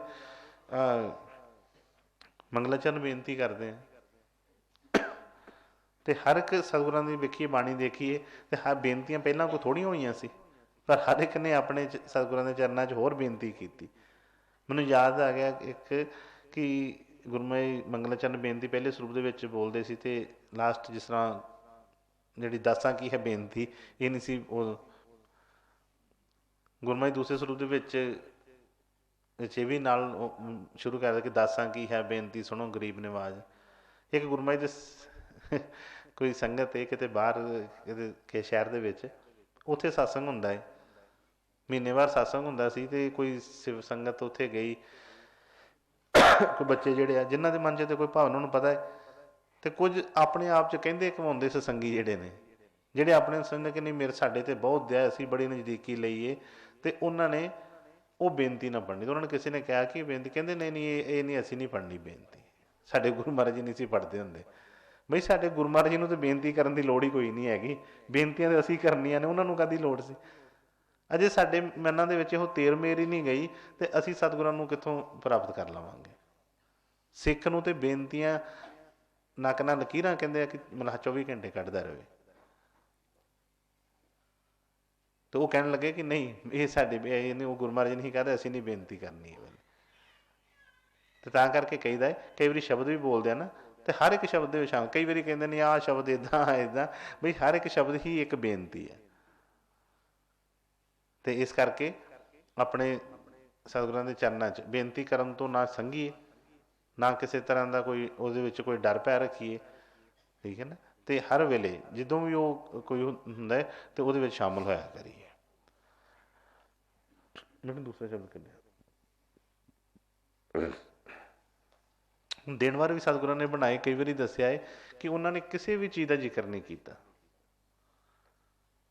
ਚਾਹੇ ਸਾਲ ਬਦਲੇ, ਚਾਹੇ ਮਹੀਨੇ ਬਦਲੇ, ਚਾਹੇ ਕੋਈ ਦਿਨਾਂ ਦੇ ਨਾਂ ਨੇ, ਹਰ ਇੱਕ ਦੇ ਵਿੱਚ ਹੀ ਇੱਕ ਸਤਿਗੁਰਾਂ ਦੀ ਯਾਦ ਸਮਾਈ ਹੈ। ਅਤੇ ਹੁਣ ਜਿਹੜਾ ਅੱਜ ਮਹੀਨਾ ਚੜ੍ਹਿਆ, ਉਹਦੇ ਬਾਰੇ ਸਤਿਗੁਰਾਂ ਨੇ ਬਾਣੀ 'ਚ ਕੀ ਫਰਮਾਇਆ ਹੈ, ਸੁਣੀਏ ਕਿ ਦੇਖੀਏ ਕਿ ਉਹਨਾਂ ਨੇ ਕੋਈ ਹੋਰ ਚੀਜ਼ ਦੱਸੀ ਹੈ। ਮੈਂ ਪਹਿਲਾਂ ਕਿਹਾ ਕਿ ਸ਼ੁਰੂਆਤ ਜਿਹੜੀ ਇਹ ਵਧੀਆ ਹੋਣੀ ਚਾਹੀਦੀ। ਇਸ ਕਰਕੇ ਸ਼ੁਰੂਆਤ ਦੇ ਉੱਤੇ ਹੀ ਜਿਹੜਾ ਬੱਚਾ ਜਿਹੜਾ ਆ ਜਦੋਂ ਸਿਲੇਬਸ ਸ਼ੁਰੂ ਹੁੰਦਾ ਹੈ ਉਦੋਂ ਹੀ ਜਦੋਂ ਪੂਰੀ ਤਰ੍ਹਾਂ ਉਹ ਧਿਆਨ ਦੇਣਾ ਸ਼ੁਰੂ ਕਰ ਦਿੰਦਾ, ਨਾਲ ਨਾਲ ਕੰਮ ਕਰਨਾ ਸ਼ੁਰੂ ਕਰ ਦਿੰਦਾ ਹੈ, ਅਤੇ ਫਿਰ ਉਹਦੇ ਸਿਰ 'ਤੇ ਭਾਰ ਨਹੀਂ ਚੜ੍ਹਦਾ। ਇਸ ਕਰਕੇ ਠੀਕ ਹੈ, ਕਈ ਵਾਰੀ ਬੱਚੇ ਕਹਿ ਦਿੰਦੇ ਨੇ, ਜਿਸ ਤਰ੍ਹਾਂ ਅਸੀਂ ਬਾਕੀ ਕੰਮਾਂ 'ਚ ਕਹਿੰਦੇ ਹਾਂ ਨਾ ਕਿ ਸਕੂਲਾਂ ਦੇ ਵਿੱਚ ਗੈਰ ਹਾਜ਼ਰੀ ਨਹੀਂ ਹੋਣੀ ਚਾਹੀਦੀ, ਹਾਜ਼ਰੀ ਲੱਗਣੀ ਚਾਹੀਦੀ ਹੈ, ਕਿਉਂਕਿ ਹਾਜ਼ਰੀ ਲੱਗੇਗੀ ਕੁਛ ਨਾ ਕੁਛ ਤਾਂ ਪਤਾ ਲੱਗੇਗਾ। ਇਸ ਕਰਕੇ ਠੀਕ ਹੈ, ਬਾਕੀ ਕੰਮ ਵੀ ਸਤਿਗੁਰਾਂ ਨੇ ਸਾਰੇ ਜ਼ਰੂਰੀ ਨੇ, ਉਹਨਾਂ ਦੀ ਦਇਆ ਨਾਲ ਹੀ ਹੋਣੇ ਨੇ, ਅਤੇ ਇਹ ਵੀ ਕੰਮ ਜਿਹੜਾ ਜੇ ਸਤਿਗੁਰਾਂ ਨੇ ਡਿਊਟੀ ਲਗਾਈ ਹੈ, ਇਹ ਦਿਨ ਵਾਰ ਕਾਹਦੇ ਵਾਸਤੇ ਬਣਾਏ ਨੇ? ਇਸੇ ਕਰਕੇ ਕਿ ਚਲੋ ਕੋਈ ਉੱਦਾਂ ਦੀ ਲਾਈਫ ਇੰਨੀ ਬਿਜ਼ੀ ਹੈ ਕਿ ਉਹ ਨਾ ਆਉਣ ਤਾਂ ਸਾਨੂੰ ਹੋ ਸਕਦਾ ਕਦੀ ਯਾਦ ਹੀ ਨਾ ਆਵੇ, ਕਦੀ ਟਾਈਮ ਹੀ ਨਾ ਨਿਕਲੇ। ਚਲੋ ਕਦੀ ਐਤਵਾਰ ਆ ਗਿਆ, ਕਦੀ ਕੋਈ ਸੰਗਰਾਂਦ ਆ ਗਈ, ਕੋਈ ਭੰਡਾਰਾ ਆ ਗਿਆ, ਕੋਈ ਹੋਰ ਕੋਈ ਦਿਨ ਵਾਰ ਆ ਗਿਆ, ਅਤੇ ਕਮ ਸੇ ਕਮ ਯਾਦ ਆਉਂਦੀ ਹੈ ਕਿ ਠੀਕ ਹੈ ਵੀ ਸਤਿਗੁਰਾਂ ਨੇ ਦਿਨ ਰੱਖਿਆ ਹੈ, ਅਤੇ ਚਲੋ ਬਈ ਕੋਈ ਯਾਦ ਆਉਂਦੀ ਹੈ। ਅਤੇ ਇਸੇ ਤਰ੍ਹਾਂ ਹੀ ਦਿਨ ਸਾਰੇ ਹੀ ਸ਼ੁਭ ਨੇ। ਅਤੇ ਜਿਹੜਾ ਅੱਜ ਦਾ ਵੀ ਮਹੀਨਾ, ਜਿਸ ਤਰ੍ਹਾਂ ਜਿਹੜਾ ਚੜ੍ਹਿਆ ਮਾਘ ਦਾ ਮਹੀਨਾ, ਉਹ ਵੀ ਸਤਿਗੁਰਾਂ ਨੇ ਭਗਤੀ ਵਾਲੇ ਪਾਸੇ ਹੀ ਸਾਨੂੰ ਤੁਰਨ ਦੀ ਪ੍ਰੇਰਨਾ ਦਿੱਤੀ ਹੈ। ਅਤੇ ਬੜੇ ਧਿਆਨ ਨਾਲ ਸਤਿਗੁਰਾਂ ਦੇ ਬਚਨ ਸੁਣੀਏ। ਜਿਸ ਤਰ੍ਹਾਂ ਪਹਿਲਾਂ ਮੈਂ ਕਿਹਾ ਕਿ ਧਿਆਨ ਦੇ ਕੇ, ਬੜਾ ਧਿਆਨ ਦੇ ਕੇ ਸੁਣੀਏ ਉਹਨੂੰ ਕਿ ਸਤਿਗੁਰ ਕੀ ਫਰਮਾ ਕੀ ਰਹੇ ਨੇ, ਕੀ ਸਾਨੂੰ ਕਿਹੜੇ ਪਾਸੇ ਸਾਨੂੰ ਤੋਰਨਾ ਚਾਹ ਰਹੇ ਨੇ। ਹਾਂਜੀ ਬੇਟੇ। ਮਾਘ ਮੰਜਨ ਸੰਗ ਸਾਧੂਆਂ, ਧੂੜੀ ਕਰ ਇਸ਼ਨਾਨ, ਹਰ ਕਾ ਨਾਮ ਧਿਆਏ ਸੁਣ, ਸਭਨਾਂ ਨੂੰ ਕਰ ਦਾਨ। ਫਰਮਾਇਆ ਕਿ ਮਾਘ ਮੰਜਨ ਸੰਗ ਸਾਧੂਆਂ। ਸ਼ੁਰੂਆਤ ਇਹ ਅਸੀਂ ਪਹਿਲਾਂ ਦੱਸਿਆ ਕਹਿ ਕੇ ਨਵੇਂ ਸਾਲ ਦੇ ਵਿੱਚ, ਅਤੇ ਸ਼ੁਰੂਆਤ ਹੀ ਕੀ ਕਰਨੀ ਹੈ, ਕਿਸ ਤਰ੍ਹਾਂ ਦੀ ਸ਼ੁਰੂਆਤ ਕਰਨੀ ਹੈ? ਮਾਘ ਮੰਜਨ ਸੰਗ ਸਾਧੂਆਂ। ਕਹਿੰਦੇ ਕਿ ਸੰਗ ਜਿਹੜਾ ਹੈ ਉਹਦਾ ਬਹੁਤ ਹੀ ਸਾਡੇ 'ਤੇ ਅਸਰ ਹੁੰਦਾ ਹੈ। ਜਿਸ ਤਰ੍ਹਾਂ ਦਾ ਸੰਗ ਹੁੰਦਾ ਹੈ, ਜਿਸ ਤਰ੍ਹਾਂ ਦੀ ਸੰਗਤ ਹੁੰਦੀ ਹੈ, ਵਧੋ ਵਧੀ ਉਸ ਤਰ੍ਹਾਂ ਦੀ ਰੰਗਤ ਚੜ੍ਹ ਜਾਂਦੀ ਹੈ। ਜਿਨ੍ਹਾਂ ਨਾਲ ਅਸੀਂ ਬਹਿੰਦੇ ਖਲੋਂਦੇ ਹਾਂ, ਉਹੋ ਜਿਹਾ ਹੀ ਸਾਡਾ ਬੋਲ ਚਾਲ, ਉਹੋ ਜਿਹਾ ਹੀ ਆਦਤਾਂ, ਉਹੋ ਜਿਹਾ ਹੀ ਸਾਡਾ ਰੰਗ ਰੂਪ ਬਣਨਾ ਸ਼ੁਰੂ ਹੋ ਜਾਂਦਾ ਹੈ। ਇਸ ਕਰਕੇ ਕਹਿੰਦੇ ਕਿ ਪਹਿਲਾਂ ਸਭ ਤੋਂ ਪਹਿਲਾਂ ਜ਼ੋਰ ਕਾਹਦੇ 'ਤੇ ਦਿੱਤਾ? ਸੰਗਤ ਦੇ ਉੱਤੇ। ਅਸੀਂ ਕਈ ਵਾਰੀ ਕਹਿ ਦਿੰਦੇ, ਸਤਿਗੁਰਾਂ ਨੇ ਇੱਕ ਸ਼ਾਸਨ ਫਰਮਾਇਆ ਕਿ ਸਾਕਤ ਪੁਰਸ਼ਾਂ ਦਾ ਸੰਗ ਨਹੀਂ ਕਰਨਾ। ਮੈਂ ਪਿੱਛੇ ਵੀ ਇੱਕ ਬੇਨਤੀ ਕੀਤੀ ਸੀ ਕਿ ਜਿਸ ਤਰ੍ਹਾਂ ਉਹਨੇ ਬੋਲਿਆ ਕਿ ਪ੍ਰੇਮੀ ਸੁਣੋ ਪ੍ਰੇਮ ਕੀ ਬਾਤ। ਪ੍ਰੇਮ ਦੀ ਬਾਤ ਉਹਨਾਂ ਨੇ ਦੱਸੀ ਕਿ ਬਈ ਪ੍ਰੇਮ ਕਿਹਦੇ ਕੋਲ ਹੈ? ਸਤਿਗੁਰਾਂ ਨੇ ਉਹ ਖਜ਼ਾਨੇ ਕਿਹਦੇ 'ਚ ਵੰਡੇ ਨੇ? ਪ੍ਰੇਮੀਆਂ ਦੇ ਵਿੱਚ। ਅਤੇ ਪ੍ਰੇਮੀ ਪੁਰਸ਼ ਪ੍ਰੇਮ ਉਹਨਾਂ ਦੇ ਕੋਲ ਬੈਠੀਏ। ਸੰਗਤ ਦੇ ਵਿੱਚ ਉਹਨਾਂ ਨੇ, ਸਤਿਗੁਰਾਂ ਨੇ ਉਹ ਦੌਲਤ ਜਿਹੜੀ ਵਰਤਾਈ। ਜਦੋਂ ਅਸੀਂ ਪ੍ਰੇਮੀ ਪੁਰਸ਼ਾਂ ਦੇ ਪਾਸ ਬੈਠਾਂਗੇ ਤਾਂ ਸਾਨੂੰ ਉਹ ਪ੍ਰੇਮ ਮਿਲੇਗਾ। ਅਤੇ ਜਿਹੜੇ ਬਿਲਕੁਲ ਉੱਥੋਂ ਉੱਕੇ ਪਏ ਨੇ, ਜਿਹੜੇ ਆਪ ਹੀ ਉਸ ਚੀਜ਼ ਤੋਂ ਵਿਛੜੇ ਪਏ ਨੇ, ਉਹ ਸਾਨੂੰ ਵੀ ਵਿਛੋੜਾ ਪਾ ਦਿੰਦੇ ਨੇ। ਸਤਿਗੁਰਾਂ ਨੇ ਫਰਮਾਉਣਾ ਕਿ ਐਸੇ ਐਸੇ ਠੱਗ ਨੇ, ਐਸੇ ਐਸੇ ਉਹਨਾਂ ਨੇ ਕਹਿਣਾ ਕਿ ਬਈ ਜਿਹੜੇ ਮਾਵਾਂ ਦੇ ਕੋਲੋਂ ਵੀ ਜਿਹੜੇ ਬੱਚੇ ਖੋਹ ਲੈਂਦੇ ਨੇ, ਕੁਛੜ ਦੇ ਵਿੱਚੋਂ ਬੱਚੇ ਨੂੰ ਉਤਾਰ ਲੈਂਦੇ ਨੇ। ਇਸ ਕਰਕੇ ਇਸ ਚੀਜ਼ ਦੇ ਉੱਤੇ ਪਹਿਲਾਂ ਧਿਆਨ ਦੇਣਾ। ਕਿਹਾ ਕਿ ਮਾਘ ਮੰਜਨ ਸੰਗ ਸਾਧੂਆਂ। ਸੰਗ ਜਿਹੜਾ ਆ ਕਿਹਦਾ ਕਰਨਾ ਹੈ? ਸਾਧੂਆਂ ਦਾ। ਧੂੜੀ ਕਰ ਇਸ਼ਨਾਨ। ਔਰ ਸਾਧੂਆਂ ਦਾ ਜਦੋਂ ਸੰਗ ਕਰਦੇ ਹਾਂ, ਅਤੇ ਸੰਗ ਕਰਕੇ ਸਿਰਫ ਇਹ ਨਹੀਂ ਕਿ ਫਿਰ ਉਹ ਕੋਈ ਵੀ ਸਾਨੂੰ ਕੋਈ ਹਾਲਤ ਹੀ ਨਾ ਸਾਡੀ ਬਦਲੇ। ਇਸ਼ਨਾਨ ਕਰਨ ਨਾਲ ਸਾਡੀ ਜਿਹੜੀ ਹੈ ਮੈਲ ਲੱਥਦੀ ਹੈ, ਅਤੇ ਉਹਨਾਂ ਦੀ ਜਿਹੜੀ ਹੈ ਚਰਨਾਂ ਦੀ ਧੂੜ, ਉਹਨਾਂ ਦੇ ਬਚਨ ਜੋ ਹੈ, ਉਹਨਾਂ ਨੂੰ ਹੀ ਕਿਹਾ ਕਿ ਉਹਦੇ ਵਿੱਚ ਇਸ਼ਨਾਨ ਕਰੀਏ। ਉਹਦੇ ਨਾਲ ਮੈਲਾਂ ਲੱਥਣਗੀਆਂ। ਬਾਹਰ ਦੀਆਂ ਮੈਲਾਂ ਜਿਹੜੀਆਂ ਨੇ, ਤੇ ਬਾਹਰ ਦੇ ਨਹਾਉਣ ਧੋਣ ਨਾਲ ਲੱਥ ਜਾਂਦੀਆਂ ਨੇ। ਠੀਕ ਹੈ, ਬਾਹਰ ਅੱਜ ਦੇ ਦਿਨ 'ਚ ਇਸ਼ਨਾਨ ਦਾ ਬੜਾ ਮਹੱਤਵ ਹੈ। ਬੜੇ ਬੜੇ ਜਗ੍ਹਾ ਦੇ ਉੱਤੇ ਇਹ ਇਕੱਠ ਹੋਏ ਨੇ। ਅੱਗੇ ਵੀ ਕਈ ਵਾਰੀ ਦੱਸਿਆ ਕਿ ਉੱਥੇ ਇਲਾਹਾਬਾਦ ਦੇ ਵਿੱਚ ਪ੍ਰਯਾਗਰਾਜ ਜਿਹੜਾ, ਉੱਥੇ ਕਹਿੰਦੇ ਕਿ 3 ਨਦੀਆਂ ਜਿਹੜੀਆਂ ਗੰਗਾ ਜਮਨਾ ਸ਼ਾਇਦ ਸਰਸਵਤੀ ਨਾਲ ਇਸ ਤਰ੍ਹਾਂ ਕਰਕੇ ਮਿਲਦੀਆਂ ਨੇ। ਉੱਥੇ ਲੋਕ ਅੱਜ ਦੇ ਦਿਨ, ਮੈਂ ਜਿਸ ਤਰ੍ਹਾਂ ਕਹਿੰਦੇ ਕਿ ਸਾਰਾ ਸੰਸਾਰ ਜਿਸ ਤਰ੍ਹਾਂ ਉੱਥੇ ਕਹਿੰਦੇ ਇਕੱਠਾ ਹੋਇਆ ਹੁੰਦਾ, ਲੋਕ ਡੁਬਕੀਆਂ ਲਗਾ ਰਹੇ ਨੇ। ਪਰ ਸਤਿਗੁਰਾਂ ਨੇ ਦਇਆ ਕਰਕੇ ਸਾਨੂੰ ਉਸ ਭਰਮ 'ਚ ਬਾਹਰ ਕੱਢਿਆ। ਉਹਨੇ ਕਿਹਾ ਕਿ ਜੇ ਤੂੰ ਵਾਕਈ ਅੰਦਰ ਦੀਆਂ ਮੈਲਾਂ ਲਾਉਣਾ ਚਾਹੁੰਦਾ ਹੈ, ਤਾਂ ਫਿਰ ਬਈ ਸਾਧੂਆਂ ਦੇ ਸੰਗ ਕਰ, ਉਹਨਾਂ ਦੀ ਚਰਨਾਂ ਦੀ ਧੂੜ ਦੇ ਨਾਲ ਇਸ਼ਨਾਨ ਕਰ, ਫਿਰ ਮੈਲ ਲੱਥਣੀ ਅੰਦਰ ਦੀ। ਹੁਣ ਅੱਗੇ ਸਾਰੇ ਬਚਨ ਦੇ ਵਿੱਚ ਸਤਿਗੁਰਾਂ ਨੇ ਉਹ ਖੋਲ੍ਹਿਆ ਅੱਛੀ ਤਰ੍ਹਾਂ ਕਿ ਕੀ ਉਹਦੇ ਨਾਲ ਹੋਏਗਾ ਸਾਨੂੰ ਇਸ਼ਨਾਨ ਕਰਨ ਦੇ ਨਾਲ। ਤੇ ਉਹਨੇ ਫਰਮਾਇਆ ਪਹਿਲਾਂ ਕਿ ਮਾਘ ਮੰਜਨ ਸੰਗ ਸਾਧੂਆਂ ਧੂੜੀ ਕਰ ਇਸ਼ਨਾਨ, ਕਹਿੰਦਾ ਕਿ ਹਰ ਕਾ ਨਾਮ ਧਿਆਏ ਸੁਣ ਸਭਨਾਂ ਨੂੰ ਕਰਦਾ। ਐਸਾ ਸੰਗ ਕਰਨਾ ਹੈ ਬਈ ਐਸੇ ਸਾਧੂਆਂ ਦਾ ਕਿ ਜਿਹੜੇ ਆਪ ਵੀ ਸਤਿਗੁਰਾਂ ਦੇ ਉਸ ਨਾਮ ਦਾ ਧਿਆਨ ਕਰਦੇ ਹੋ ਤੇ ਸਾਨੂੰ ਵੀ ਨਾਲ। ਹੁਣ ਸਾਧੂ ਜਿਸ ਤਰ੍ਹਾਂ ਸੰਗਤ ਦੇ ਵਿੱਚ ਅਸੀਂ ਬੈਠਦੇ ਹਾਂ, ਹੁਣ ਕਈ ਬੱਚੇ ਨੇ ਉਹ ਆਪ ਤੇ ਕੋਈ ਕੰਮ ਨਹੀਂ, ਆਪ ਉਹਨਾਂ ਨੇ ਨਾ ਕੋਈ ਸੇਵਾ ਕਰਨੀ ਹੈ, ਨਾ ਕੋਈ ਨਾਮ ਜਪਣਾ, ਨਾ ਉਹਨਾਂ ਨੂੰ ਵਿਸ਼ਵਾਸ, ਤੇ ਉਹ ਸਾਨੂੰ ਲਾ ਲੈਣਗੇ ਨਾਲ। ਹੋਰ ਸੰਗ ਉਹਨਾਂ ਦਾ ਕਰੀ ਜਦੋਂ ਕਰਨਾ ਹੈ, ਸੰਗ ਉਹਨਾਂ ਦਾ ਕਰੀਏ ਕਿ ਬਈ ਜਿਹੜੇ ਆਪ ਵੀ ਉਹ ਸੇਵਾ 'ਚ ਲੱਗੇ ਹੋਣ ਤੇ ਸਾਨੂੰ ਵੀ ਉਧਰਲੇ ਬੰਨੇ ਤੋਰ ਦੇਣ, ਕਿਉਂਕਿ ਅਸਰ ਹੋਣਾ ਹੈ ਸੰਗਤ ਦਾ। ਹਰ ਕੋਈ ਬੰਦਾ ਆਪਣਾ ਹੀ ਤਜਰਬਾ ਦੱਸਦਾ। ਮੈਂ ਕਈ ਵਾਰੀ ਦੱਸਿਆ ਹੈ, ਤੁਸੀਂ ਵਪਾਰ ਕਰਨਾ ਹੈ, ਜੇ ਜਿਹਦੇ ਕੋਲ ਵੀ ਬੈਠੋਗੇ, ਜਿਸ ਤਰ੍ਹਾਂ ਦਾ ਕੋਈ ਕੰਮ ਕਰਦਾ ਹੈ, ਜਿਹੜਾ ਕੋਈ ਗੋਲ ਗੱਪੇ ਵੇਚਦਾ ਉਹਨੂੰ ਪੁੱਛੋਗੇ ਤੇ ਉਹਨੇ ਕਹਿਣਾ ਗੋਲ ਗੱਪਿਆਂ ਦਾ ਬੜਾ ਕੰਮ ਹੈ, ਇਹਦੀ ਲਾ ਲਾ ਰੇਹੜੀ ਲਾ ਲਾ। ਜਿਹੜਾ ਆੜਤ ਦਾ ਕਰੇਗਾ ਉਹਨੇ ਆੜਤ ਦਾ ਦੱਸ ਦੇਣਾ, ਕਿਉਂਕਿ ਜਿਹੜਾ ਤਜਰਬਾ ਉਹਨੇ ਆਪਣਾ ਹੀ ਦੱਸਣਾ ਉਹਨੇ।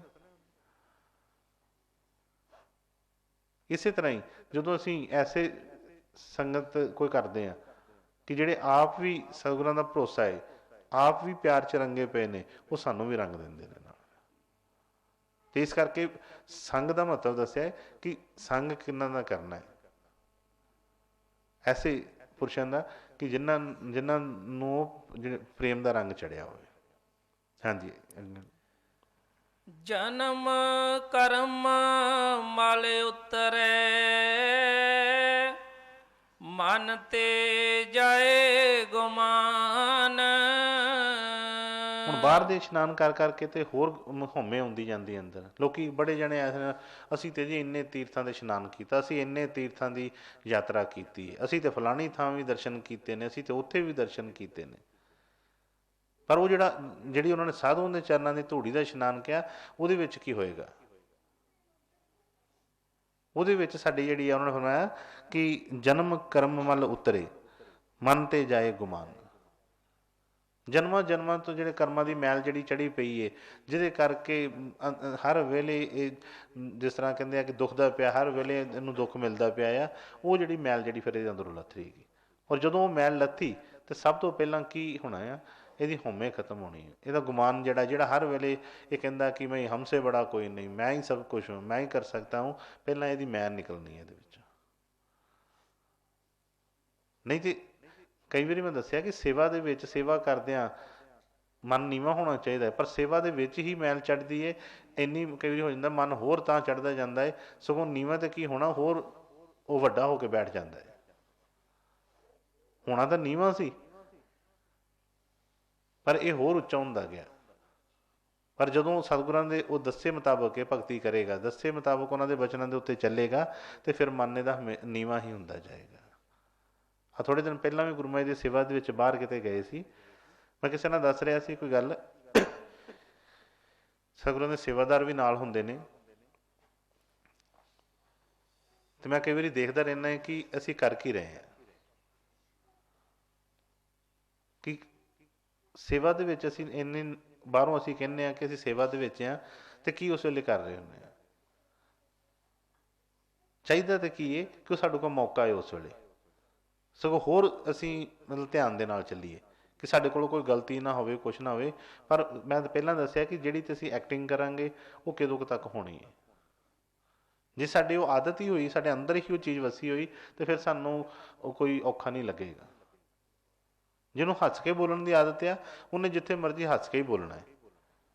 ਹੁਣ ਕਈ ਬੱਚਿਆਂ ਦੀ ਡਿਊਟੀ ਲੱਗੀ ਹੁੰਦੀ ਹੈ, ਕਿਤੇ ਨਾ ਕਿਤੇ ਨੌਕਰੀ ਕਰਦੇ ਨੇ, ਉਹਨਾਂ ਨੂੰ ਸਿਖਾਇਆ ਜਾਂਦਾ ਹੈ ਕਿ ਇੱਥੇ ਤੁਸੀਂ ਚਿਹਰੇ 'ਤੇ ਸਮਾਈਲ ਰੱਖਣੀ ਹੈ, ਇੱਥੇ ਤੁਸੀਂ ਹੱਸ ਕੇ ਹੀ ਬੋਲਣਾ। ਇੱਥੇ ਉਹ ਡਿਊਟੀ ਦੌਰਾਨ ਤਾਂ ਕਰ ਵੀ ਲੈਣਗੇ ਚਲੋ, ਪਰ ਜਦੋਂ ਘਰ ਜਾਣਾ ਆ ਫਿਰ ਉਹ ਮੱਥੇ 'ਤੇ ਤਿਉੜੀਆਂ ਹੋਣੀਆਂ ਉਹਨਾਂ ਦੇ। ਅਤੇ ਜਿਨ੍ਹਾਂ ਨੂੰ ਨੇਚਰ ਦੇ ਵਿੱਚ ਹੀ ਉਹ ਚੀਜ਼ ਆ ਗਈ, ਫਿਰ ਨਹੀਂ ਹੋਣਾ। ਇਸ ਕਰਕੇ ਅਸੀਂ ਇਕੱਲੀ ਐਕਟਿੰਗ ਨਹੀਂ ਕਰਨੀ ਹੈਗੀ, ਉਸ ਤੋਂ ਉੱਪਰ ਉੱਠਣਾ ਹੈ ਹਰ ਇੱਕ ਦੇ ਨਾਲ ਹੀ। ਮੈਂ ਉੱਥੇ ਚਲੋ ਕੋਈ ਬੱਚੇ ਸੀ, ਉਹਨਾਂ ਨਾਲ ਗੱਲ ਹੋਈ ਕਿ ਅਸੀਂ ਹਰ ਇੱਕ ਨੂੰ ਪਿਆਰ ਦੇ ਨਾਲ ਮਿਲੀਏ, ਚਾਹੇ ਕੋਈ ਇਹ ਨਾ ਦੇਖੀਏ ਕਿ ਇਹ ਕੌਣ ਹੈ, ਇਹ ਤਾਂ ਬਈ ਇੱਕ ਮੁਲਾਜ਼ਮ ਆ, ਇਹ ਤਾਂ ਇੱਕ ਬੜਾ ਅੱਗੇ ਕੰਮ ਕਰਨ ਵਾਲਾ ਬੰਦਾ, ਇਹਨੂੰ ਤਾਂ ਅਸੀਂ ਪੈਸੇ ਦਿੱਤੇ ਆ, ਜਾਂ ਕੋਈ ਵੀ ਹੈ। ਠੀਕ ਹੈ ਵੀ ਅਸੀਂ ਸਾਰੇ ਇੱਕ ਡਿਊਟੀ ਕਰ ਰਹੇ ਹਾਂ। ਜੇ ਅਸੀਂ ਚਾਹੁੰਦੇ ਹਾਂ ਕਿ ਸਾਡਾ ਕੋਈ ਮਾਣ ਕਰੇ, ਸਾਡੇ ਨਾਲ ਕੋਈ ਪਿਆਰ ਕਰੇ, ਤੇ ਅਸੀਂ ਵੀ ਸਾਰਿਆਂ ਨਾਲ ਪਿਆਰ ਕਰੀਏ, ਕੋਈ ਵੀ ਹੋਵੇ ਭਾਵੇਂ। ਤੇ ਉਹ ਕੋਈ ਵਰਕਰ ਸੀ ਉੱਥੇ, ਕੋਈ ਕਿਸੇ ਨਾਲ, ਜਿਵੇਂ ਪੂਰੀ ਗੱਲ ਨਹੀਂ ਹੋਈ, ਕਿਸੇ ਸੇਵਾਦਾਰ ਨਾਲ ਹੋ ਰਹੀ ਸੀ ਕਿ ਮੈਂ ਆ ਮੀਟਿੰਗਾਂ ਰੱਖੀ ਦੀਆਂ ਕਾਹਦੇ ਵਾਸਤੇ, ਇਸੇ ਚੀਜ਼ਾਂ ਕਰਕੇ ਹੀ ਕਿ ਸਾਨੂੰ ਉਸ ਚੀਜ਼ ਦਾ ਪਤਾ ਚੱਲੇ ਕਿ ਅਸੀਂ ਕਰਕੇ। ਜਦੋਂ ਹੁਣ ਮੈਂ ਕਈ ਵਾਰੀ ਸੰਗਤ 'ਚ ਕਹਿੰਦਾ ਪਿਆਰ ਨਾਲ ਚੱਲੋ, ਪਿਆਰ ਨਾਲ ਚੱਲੋ, ਕਿਸੇ ਦਾ ਮਨ ਨਾ ਦਿਖਾਓ, ਕਿਸੇ ਨਾਲ ਭੇਦਭਾਵ ਨਾ ਕਰੋ, ਅਤੇ ਉਸ ਤਰ੍ਹਾਂ ਚੱਲੋ, ਪਰ ਕਿਉਂ ਨਹੀਂ ਹੁੰਦਾ? ਕਿਉਂਕਿ ਐਕਟਿੰਗ ਤਾਂ ਥੋੜ੍ਹੀ ਦੇਰ ਵਾਸਤੇ ਹੋ ਜਾਂਦੀ ਹੈ, ਉਹ ਥੋੜ੍ਹੀ ਦੇਰ ਵਾਸਤੇ ਫਿਰ ਯਾਦ ਭੁੱਲ ਜਾਂਦਾ ਫਿਰ, ਕਿਉਂਕਿ ਉਹ ਹੰਕਾਰ ਨਹੀਂ ਮਨ 'ਚੋਂ ਜਾਂਦਾ ਉਹ ਜਿਹੜਾ। ਜਦੋਂ ਸੇਵਾ ਪੂਰੀ ਸਤਿਗੁਰਾਂ ਦੇ ਬਚਨਾਂ ਦੇ ਮੁਤਾਬਕ ਬਣੇਗੀ ਤੇ ਫਿਰ ਮਨ 'ਚੋਂ ਫਿਰ ਉਹਨੂੰ ਹਰ ਇੱਕ ਨਾਲ ਹੀ ਪਿਆਰ ਹੋਏਗਾ, ਕੋਈ ਵੀ ਹੋਵੇ, ਇਹ ਹਰ ਇੱਕ ਦੇ ਅੱਗੇ ਹੱਥ ਹੀ ਜੋੜੇਗਾ, ਕਿਸੇ ਨਾਲ ਵੀ ਕੋਈ ਉਹ ਹੰਕਾਰ ਵਾਲੇ ਕੋਈ ਵਚਨ ਨਹੀਂ ਕਰੇਗਾ ਕਦੇ ਵੀ। ਤੇ ਫਰਮਾਇਆ ਕਿ ਜਨਮ ਕਰਮ ਮਲ ਉਤਰੇ ਮਨ ਤੇ ਜਾਏ ਗੁਮਾਨ। ਮਨ 'ਚੋਂ ਫਿਰ ਕੀ ਹੋਏਗਾ, ਜਨਮਾਂ ਜਨਮਾਂ ਜਦੋਂ ਮੈਲ ਲੱਥੇਗੀ ਤੇ ਮਨ ਦੇ ਵਿੱਚੋਂ ਹਉਮੈ ਜਾਏਗੀ, ਮਨ ਨੀਵਾਂ ਹੋਏਗਾ। ਹਾਂਜੀ। ਜਨਮ ਕਰਮ ਮਲ ਉਤਰੇ ਮਨ ਤੇ ਜਾਏ ਗੁਮਾਨ, ਕਾਮ ਕ੍ਰੋਧ ਨਾ ਮੋਹੀਐ ਬਿਨ ਸੈ ਲੋਭ ਸੁਆਨ। ਫਿਰ ਕੀ ਹੋਣਾ, ਜਦੋਂ ਮੈਲ ਲੱਥਣੀ ਹੈ, ਜਦੋਂ ਹੰਕਾਰ ਖਤਮ ਹੋ ਜਾਣਾ ਹੈ, ਤੇ ਫਿਰ ਕਹਿੰਦੇ ਕਿ ਇਹਨੂੰ ਇਹ ਜਿਹੜੀਆਂ ਕਾਮ ਕ੍ਰੋਧ ਇਹਨੂੰ ਮੋਹ ਨਹੀਂ ਸਕਦੇ ਇਹਨੂੰ। ਫਿਰ ਅਸੀਂ ਕਹਿ ਦਿੰਦੇ ਹਾਂ ਨਾ ਕਿ ਬਦੋ ਬਦੀ ਪਤਾ ਨਹੀਂ ਕਿੱਥੋਂ ਮੈਂ ਬੜਾ ਚਾਹੁੰਦੇ, ਫਿਰ ਵੀ ਚੀਜ਼ਾਂ ਲਪੇਟ ਲੈਂਦੀਆਂ ਨੇ। ਪਰ ਹਜੇ ਉਹ ਜਦੋਂ ਤੱਕ ਮੈਲ ਹੈਗੀ ਏ ਉਦੋਂ ਤੱਕ ਤੇ ਇਹਨਾਂ ਦੇ ਵੱਸ 'ਚ ਅਸੀਂ ਆਵਾਂਗੇ। ਪਰ ਜਦੋਂ ਉਹਨਾਂ ਦੇ ਬਚਨਾਂ 'ਤੇ ਚੱਲ ਕੇ ਉਹ ਮੈਲ ਜਦੋਂ ਲੱਥ ਗਈ ਤੇ ਫਿਰ ਉਹਨੂੰ ਮੈਂ ਕਾਮ ਕ੍ਰੋਧ ਨਾ ਮੋਈਏ ਬਿਨ ਸੇ ਸੋਭ ਲਵਾਨ ਲੋਭ ਸੁਆਨ।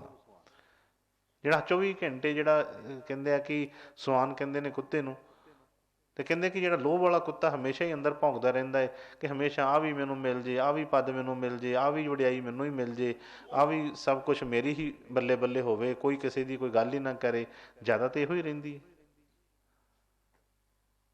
ਕਿਸੇ ਦੀ ਉਸਤਤ ਵੇਖ ਕੇ ਜਿਹੜੀ ਹੈ ਸਾਨੂੰ ਦੁੱਖ ਹੁੰਦਾ, ਜੇ ਕੋਈ ਕਿਸੇ ਦੀ ਕੋਈ ਕਹਿ ਦੇਵੇ ਕਿ ਉਹ ਚੰਗਾ, ਤਾਂ ਸਾਨੂੰ ਹੁੰਦਾ ਸਾਡੀ ਕਿਉਂ ਨਹੀਂ ਕੀਤੀ ਇਹਨਾਂ ਨੇ।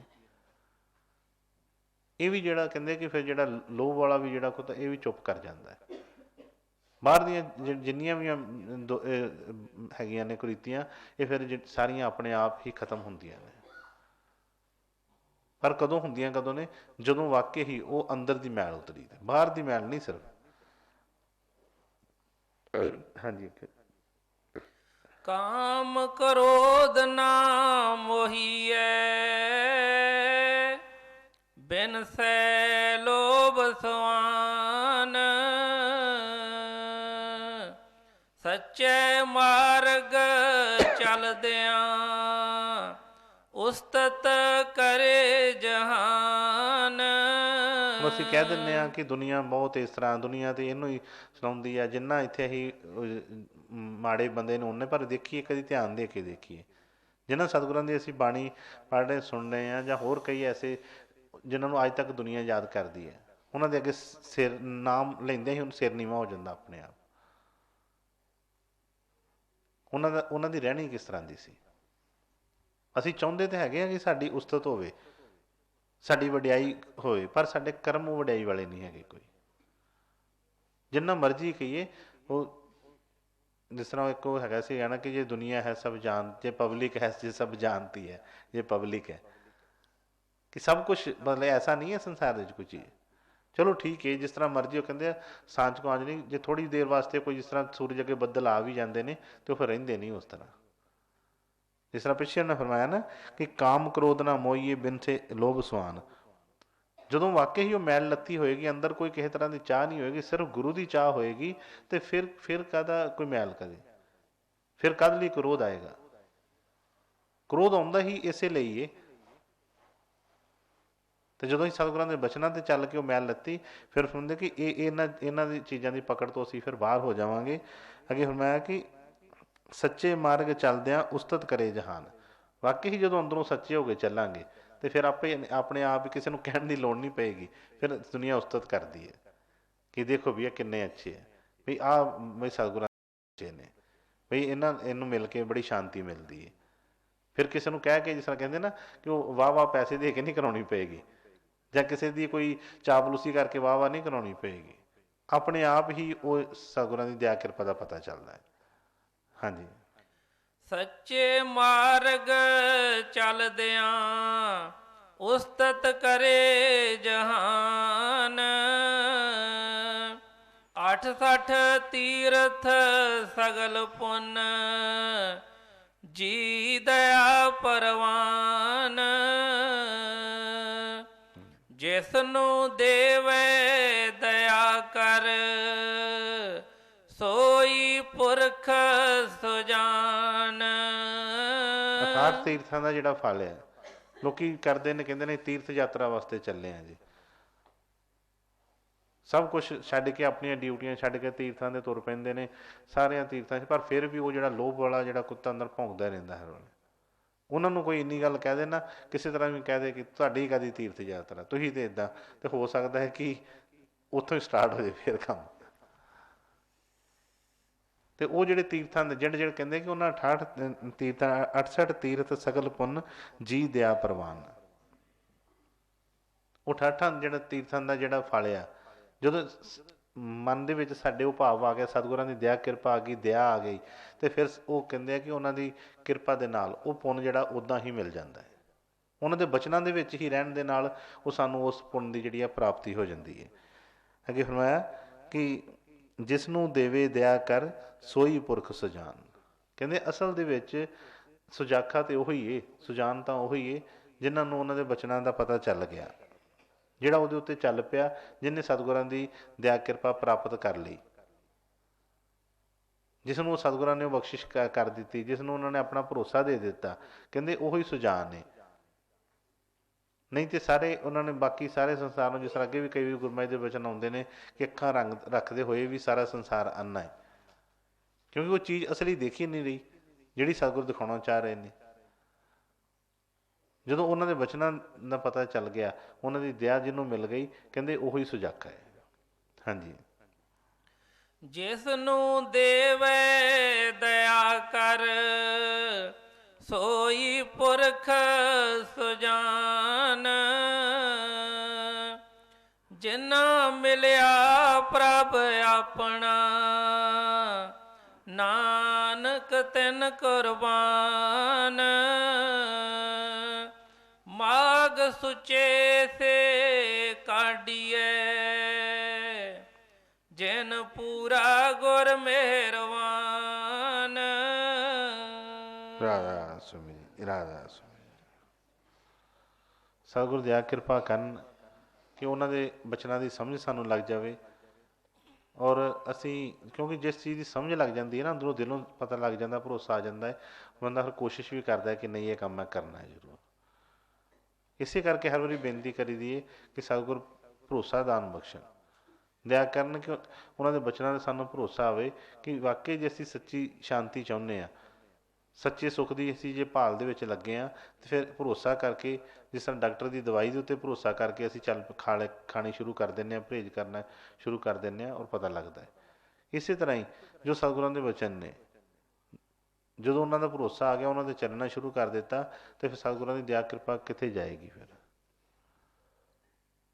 ਔਰ ਮੈਂ ਕਈ ਵਾਰੀ ਦੱਸਿਆ ਹੈ ਕਿ ਦੇਖੀਏ, ਐਸਾ ਨਹੀਂ ਕੋਈ, ਜਿੰਨੇ ਜਣੇ ਅਸੀਂ ਬੈਠੇ ਹਾਂ, ਆਪਣੇ ਆਪਣੇ ਅੰਦਰ ਅਸੀਂ ਝਾਤੀ ਮਾਰ ਕੇ ਦੇਖੀਏ ਕਿ ਕੀ ਸਤਿਗੁਰਾਂ ਨੇ ਦਇਆ ਨਹੀਂ ਕੀਤੀ। ਹਰ ਵੇਲੇ ਸਤਿਗੁਰਾਂ ਦੀ ਦਇਆ ਕਿਰਪਾ ਸਾਡੇ 'ਤੇ ਹੋ ਰਹੀ ਹੈ। ਪਰ ਜੇ ਜੋ ਵਚਨੋਂ, ਜਿਸ ਤਰ੍ਹਾਂ ਸੰਸਾਰੀ ਚੀਜ਼ਾਂ ਵਾਸਤੇ ਅਸੀਂ ਘਾਲਣਾ ਕਰਦੇ ਹਾਂ, ਬਾਕੀ ਚੀਜ਼ਾਂ ਅਸੀਂ ਮੰਨਦੇ ਹਾਂ, ਜੇ ਅਸੀਂ ਸਤਿਗੁਰਾਂ ਦਾ ਉਹ ਸੱਚਾ ਜਿਹੜਾ ਸੁੱਖ ਪ੍ਰਾਪਤ ਕਰਨਾ ਚਾਹੁੰਦੇ, ਜੋ ਫਰਮਾਉਂਦੇ ਨੇ ਕਿ ਜਿਹੜਾ ਸੱਚਾ ਸੁੱਖ ਹੈ ਉਹ ਕਾਹਦੇ ਵਿੱਚ ਹੈ, ਹੈਗਾ ਕਿ ਮਨ ਵਸ ਆਵੇ ਨਾਨਕਾ ਤਾਂ ਪੂਰਨ ਕਿਰਪਾ ਜਾਣ। ਇਹਨੂੰ ਵਸ 'ਚ ਕਰਨ ਵਾਸਤੇ ਹੀ ਇਹ ਸੇਵਾ ਕਰ ਰਹੇ ਹਾਂ। ਸੇਵਾ ਦੇ ਵਿੱਚ ਆਪਣਾ ਆਪ ਗਵਾਉਣਾ ਹੈ, ਹੰਕਾਰ ਛੱਡਣਾ, ਹਉਮੈ ਛੱਡਣੀ ਹੈ। ਹੋਰ ਵੀ ਨੀਵਾਂ ਹੋ ਫਕੀਰਾ, ਹੋਰ ਵੀ ਨੀਵਾਂ ਹੋ ਫਕੀਰਾ, ਹੋਰ ਵੀ ਨੀਵਾਂ ਹੋ। ਕੋਈ ਲਿਮਿਟ ਨਹੀਂ ਉਹਦੀ ਕਿ ਬਸ ਜੀ ਇੱਥੋਂ ਤੱਕ ਮੈਂ ਹੋ ਗਿਆ, ਹੁਣ ਮੈਂ ਕਿਉਂ ਹੋਵਾਂ। 2 ਵਾਰੀ ਮੈਂ ਕਹਿ ਦਿੱਤੀ ਆ, 2 ਵਾਰੀ ਮਾਫੀ ਮੰਗ ਲਈ, ਹੁਣ ਤੀਜੀ ਵਾਰੀ ਕਿਉਂ ਮੈਂ ਮੰਗਾ।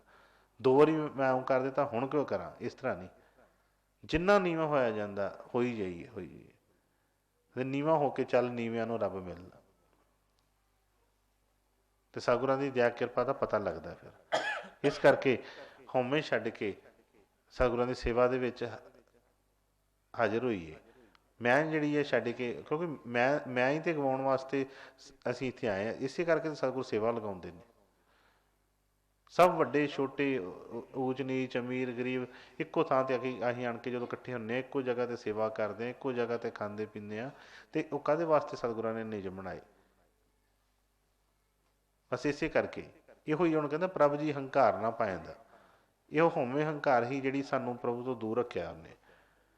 ਸਤਿਗੁਰ ਕਿਰਪਾ ਕਰਨ, ਦਇਆ ਕਰਨ। ਠੀਕ ਹੈ, ਕਈ ਵਾਰੀ ਲੱਗਦਾ ਬੜੇ, ਮੈਂ ਕਈ ਵਾਰੀ ਦੱਸਿਆ ਕਿ ਡਿਊਟੀਆਂ ਬਹੁਤ ਨੇ ਸੰਸਾਰ ਦੇ ਵਿੱਚ। ਲੱਗਦਾ ਹੈ ਕਿ ਸ਼ਾਇਦ ਆਹ ਕੰਮ ਹੋ ਜਾਏ ਅਤੇ ਫਿਰ ਸੁੱਖ ਹੋਏਗਾ। ਬਸ ਇਹੋ ਹੀ ਕੰਮ ਕਰਕੇ ਸ਼ਾਇਦ ਕਲਪਨਾ, ਸ਼ਾਇਦ ਇਸੇ ਕੰਮ ਕਰਕੇ ਹੀ ਚਿੰਤਾ ਹੈ। ਪਰ ਨਹੀਂ, ਇਹ ਲੱਗ ਰਿਹਾ ਹਜੇ, ਲੱਗ ਰਿਹਾ ਸਾਨੂੰ। ਬੜੀ ਵਾਰੀ ਕੰਮ ਹੋਏ, ਬੜੀ ਵਾਰੀ ਕੀਤੇ ਨੇ, ਪਰ ਉਹ ਚਿੰਤਾ ਜਿਹੜੀ ਉਹਨਾਂ ਨੇ ਕਿਹਾ ਕਿ 10 ਦਿਸ਼ਾਵਾਂ 'ਚ ਘੁੰਮ ਕੇ ਆ ਗਏ ਹਰ ਪਾਸੇ, ਪਰ ਨਹੀਂ ਸ਼ਾਂਤੀ ਆਈ। ਅੱਜ ਤੋਂ ਪਹਿਲਾਂ ਵੀ ਕਈ ਵਾਰੀ ਮਾਂ ਬਾਪ ਬਣੇ ਹੋਵਾਂਗੇ, ਅੱਜ ਤੋਂ ਪਹਿਲਾਂ ਵੀ ਭੈਣ ਭਰਾ ਬਣੇ ਹੋਵਾਂਗੇ, ਬੜੀਆਂ ਡਿਊਟੀਆਂ ਉਦੋਂ ਵੀ ਕੀਤੀਆਂ ਹੋਣਗੀਆਂ, ਉਦੋਂ ਵੀ ਦੁੱਖ ਇਸੇ ਗੱਲ ਦਾ ਹੀ ਹੁੰਦਾ ਹੋਏਗਾ। ਪਰ ਜਦੋਂ ਜਦੋਂ ਵੀ ਮਨੁੱਖ, ਜਦੋਂ ਵੀ ਚੋਲਾ ਮਿਲੇ, ਕੋਈ ਵੀ ਚਾਹੇ ਆਤਮਾ ਜਦੋਂ ਵੀ ਇਸ 84 ਦੇ ਚੱਕਰ 'ਚ ਜਦੋਂ ਤੱਕ ਵੀ ਰਹੇਗੀ, ਲੱਗਦਾ ਹੈ ਜਿਸ ਤਰ੍ਹਾਂ ਅਸੀਂ ਕਈ ਵਾਰੀ ਬੇਨਤੀਆਂ ਕਰਦੇ ਨਾ ਕਿ ਮਹਾਰਾਜ ਜੀ ਬਸ ਆਹ ਕੰਮ ਹੋ ਜਾਏ ਫਿਰ ਤਾਂ ਬਸ ਠੀਕ ਹੀ ਠੀਕ ਹੈ। ਪਰ ਇਹ ਪਤਾ ਨਹੀਂ ਕਿੰਨੀ ਕੁ ਵਾਰੀ ਕੀਤੀ ਹੋਣੀ ਹੈ। ਇਹ 'ਚੋਂ ਕੰਮ ਨਹੀਂ ਨਿਕਲਦਾ, ਇਹ ਨਹੀਂ ਨਿਬੜਨਾ। ਇਹ ਸਤਿਗੁਰਾਂ ਦੇ ਬਚਨਾਂ 'ਤੇ ਵਿਸ਼ਵਾਸ ਕਰੀਏ, ਠੀਕ ਹੈ, ਜੋ ਕਰਦੇ ਨੇ ਸਾਡੇ ਭਲੇ ਵਾਸਤੇ ਹੀ ਕਰਦੇ ਨੇ। ਬਸ ਇਹ ਹੈ ਕਿ ਜਿੱਦਾਂ ਪਿੱਛੇ ਨਿਗਾਹ ਮਾਰਾਂਗੇ ਤਾਂ ਸਾਨੂੰ ਯਕੀਨ ਆ ਜਾਏਗਾ। ਪਿੱਛੇ ਨਿਗਾਹ ਮਾਰਾਂਗੇ ਕਿ ਜਿਹੜੇ ਜਿਹੜੇ ਬਚਨਾਂ ਦੇ ਉੱਤੇ ਯਕੀਨ ਕੀਤਾ ਔਰ ਜਿਹੜੇ ਜਿਹੜੇ ਬਚਨ ਉਲੰਘੇ, ਓਨਾ ਹੀ ਉਹ ਜਿਹੜਾ ਦੁੱਖ ਕਲੇਸ਼ ਸਾਨੂੰ ਭੋਗਣਾ ਪਿਆ। ਅਤੇ ਸਤਿਗੁਰ ਕਿਰਪਾ ਕਰਨ, ਦਇਆ ਕਰਨ। ਬੇਨਤੀ ਠੀਕ ਹੈ ਕਰਨੀ ਹੈ, ਸਿੱਖ ਦਾ ਇੱਕ ਧਰਮ ਹੈ, ਕਿਉਂਕਿ ਨਹੀਂ ਸਾਨੂੰ ਪਤਾ ਚੱਲਦਾ ਤਾਂ ਬੇਨਤੀ ਹੀ ਕਰੀਏ। ਸਤਿਗੁਰਾਂ ਨੇ ਫਰਮਾਉਣਾ ਕਿ ਬਈ ਜੋ ਉਹ ਆਪਣੇ ਮੌਜ ਦੇ ਵਿੱਚ ਸਵੀਕਾਰ ਕਰ ਲੈਂਦੇ ਨੇ, ਉਹਦੇ ਵਿੱਚ ਹੀ ਭਲਾਈ ਹੈ। ਜੇ ਨਹੀਂ ਕਰਦੇ, ਸਗੋਂ ਮੈਂ ਫਰਮਾਇਆ ਨਾ ਕਿ ਜੇ ਕੋਈ ਕੰਮ ਹੋ ਵੀ ਜਾਂਦਾ ਹੈ ਤਾਂ ਸਤਿਗੁਰਾਂ ਦੀ ਦਇਆ ਨਾਲ ਹੁੰਦਾ ਹੈ, ਜੇ ਨਹੀਂ ਹੁੰਦਾ ਤਾਂ ਤਾਂ ਵੀ ਉਹਨਾਂ ਦੀ ਮੌਜ ਹੈ। ਅਸੀਂ ਬੇਨਤੀ ਕਰਦੀ, ਠੀਕ ਹੈ, ਜੇ ਉਹਨਾਂ ਦੇ ਜਾਣਦੇ ਨੇ, ਉਹਨਾਂ ਨੂੰ ਕਿਸੇ ਗੱਲ ਦੀ ਕੋਈ ਭੁੱਲ ਹੈ, ਸਾਡੇ ਨਾਲ ਵੱਧ ਹਰ ਚੀਜ਼ ਨੂੰ ਜਾਣਦੇ ਨੇ, ਅਤੇ ਸਾਡਾ ਜਿਹੜਾ ਦੁੱਖ ਫਿਰ ਖਤਮ ਹੋ ਜਾਏਗਾ। ਜੇ ਅਸੀਂ ਆਪ ਹੀ ਦੁੱਖ ਨੂੰ ਫੜ ਕੇ ਬੈਠੇ ਰਹਾਂਗੇ ਤਾਂ ਫਿਰ ਨਹੀਂ। ਅਤੇ ਸਤਿਗੁਰ ਕਿਰਪਾ ਕਰਨ, ਦਇਆ ਕਰਨ। ਜਿਸ ਤਰ੍ਹਾਂ ਪਹਿਲਾਂ ਬੇਨਤੀ ਕੀਤੀ ਕਿ ਭਰੋਸਾ ਬਖਸ਼ਣ ਇੰਨਾ ਕਿ ਸਾਨੂੰ ਉਹਨਾਂ ਦੇ ਬਚਨਾਂ 'ਤੇ ਭਰੋਸਾ ਆਵੇ, ਫਿਰ ਅਸੀਂ ਉਸ ਪਾਸੇ ਚੱਲ ਸਕਦੇ ਹਾਂ। ਰਾਧਾ ਸੁਆਮੀ।